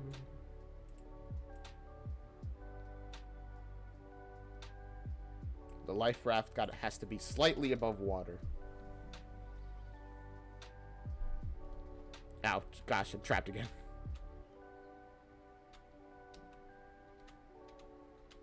Yeah, see, honestly, this seems like a good size. That boat over there is massive at 2.5 times the size. But honestly, having like a cruise ship blocking part of the docks seems very fitting.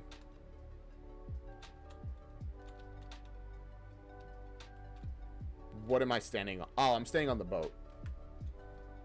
This one. I just didn't set its texture. I was like, what's happening? Hello? Where? Oh. I'm dumb. I forgot to actually make this a instance editable variable. Alright, now that I have that set up, I gotta do a couple things now to fix this.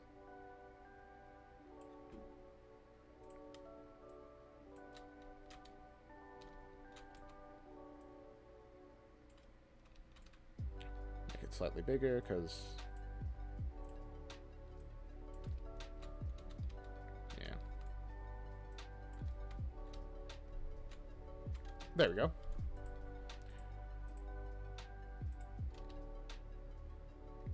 Wally's ship now has proper collision, I think. I guess we'll test it real fast.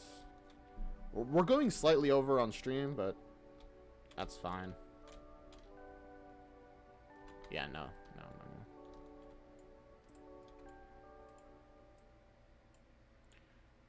Wally's boat collision is still slightly off. Make it slightly bigger. Just a bit bigger.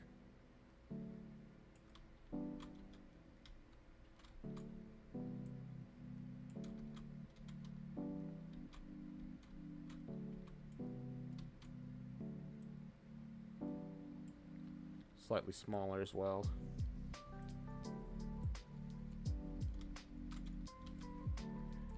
Is that good now?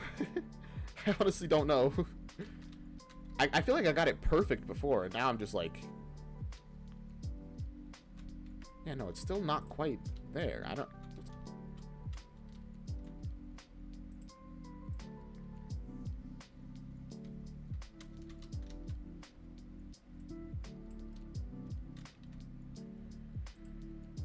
That should be good, hopefully.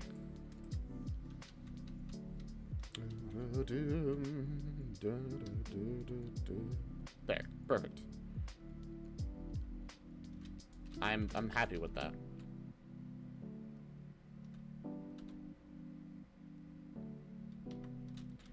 You know what's something I should have done a while ago?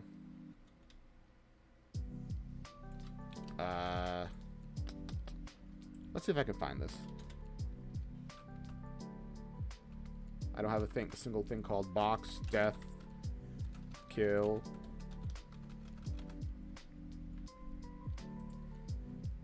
What do I call it? It should be in stage dressing. Oh. No hole.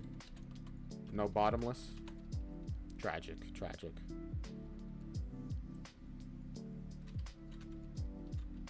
Oh, it has a texture on it too. Damn, that's crazy. Set this to 0. That's pretty small, actually.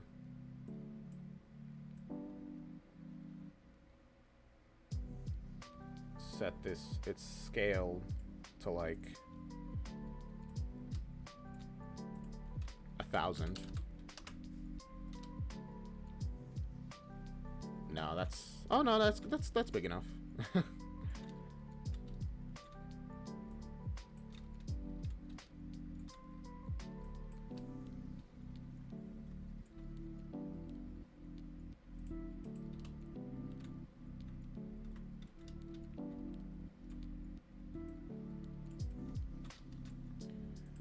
that better?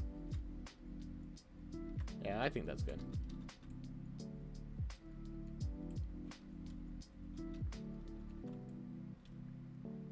We got our death zone down there. Don't mind it too much. If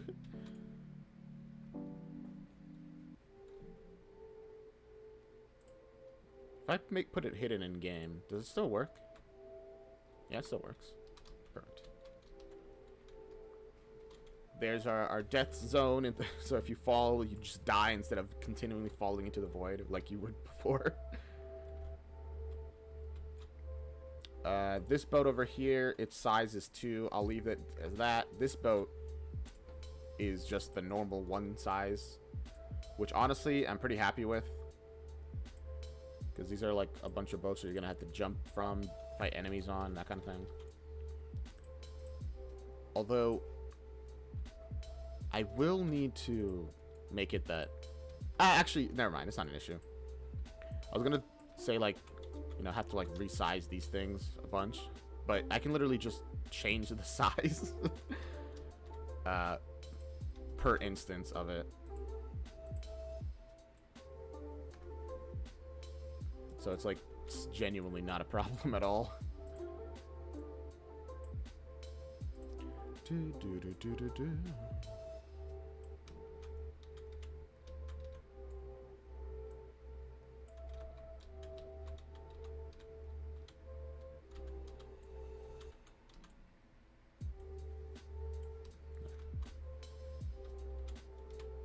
Perfect.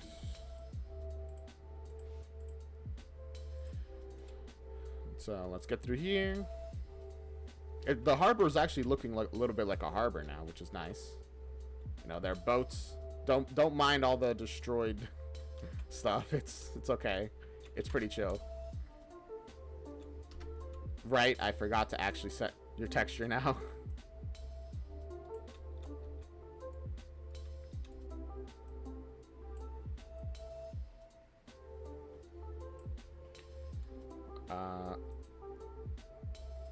Boat sprite. Oh, well, I guess we're just going, I guess. All right. Jump, jump, shark.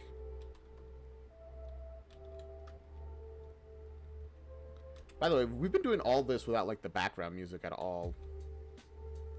You get onto the boat and you're off to the races.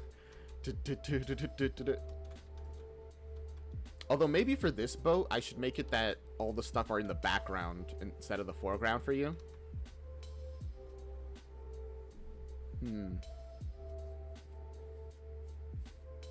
I don't know. At the same time, maybe I should do that for Wally as well. But I do like being in front of the poles, but being behind like these little things.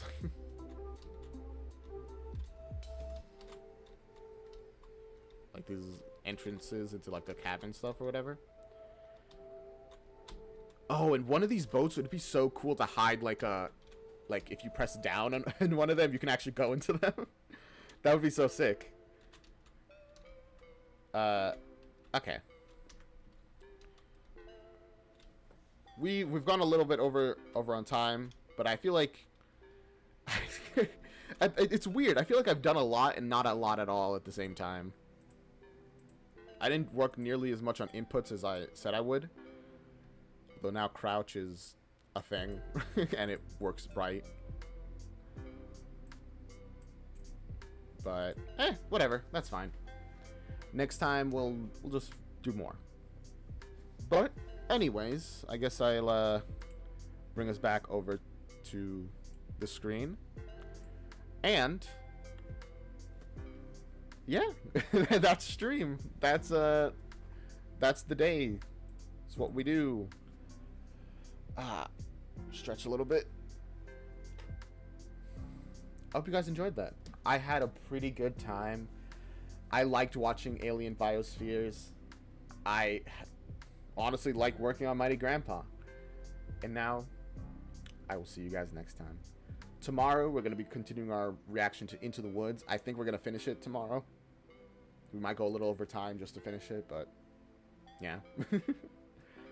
And with that, see you guys next time. Bye-bye.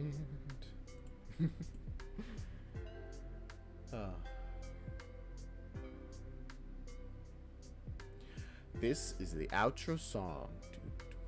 This is the outro song. This is the outro song.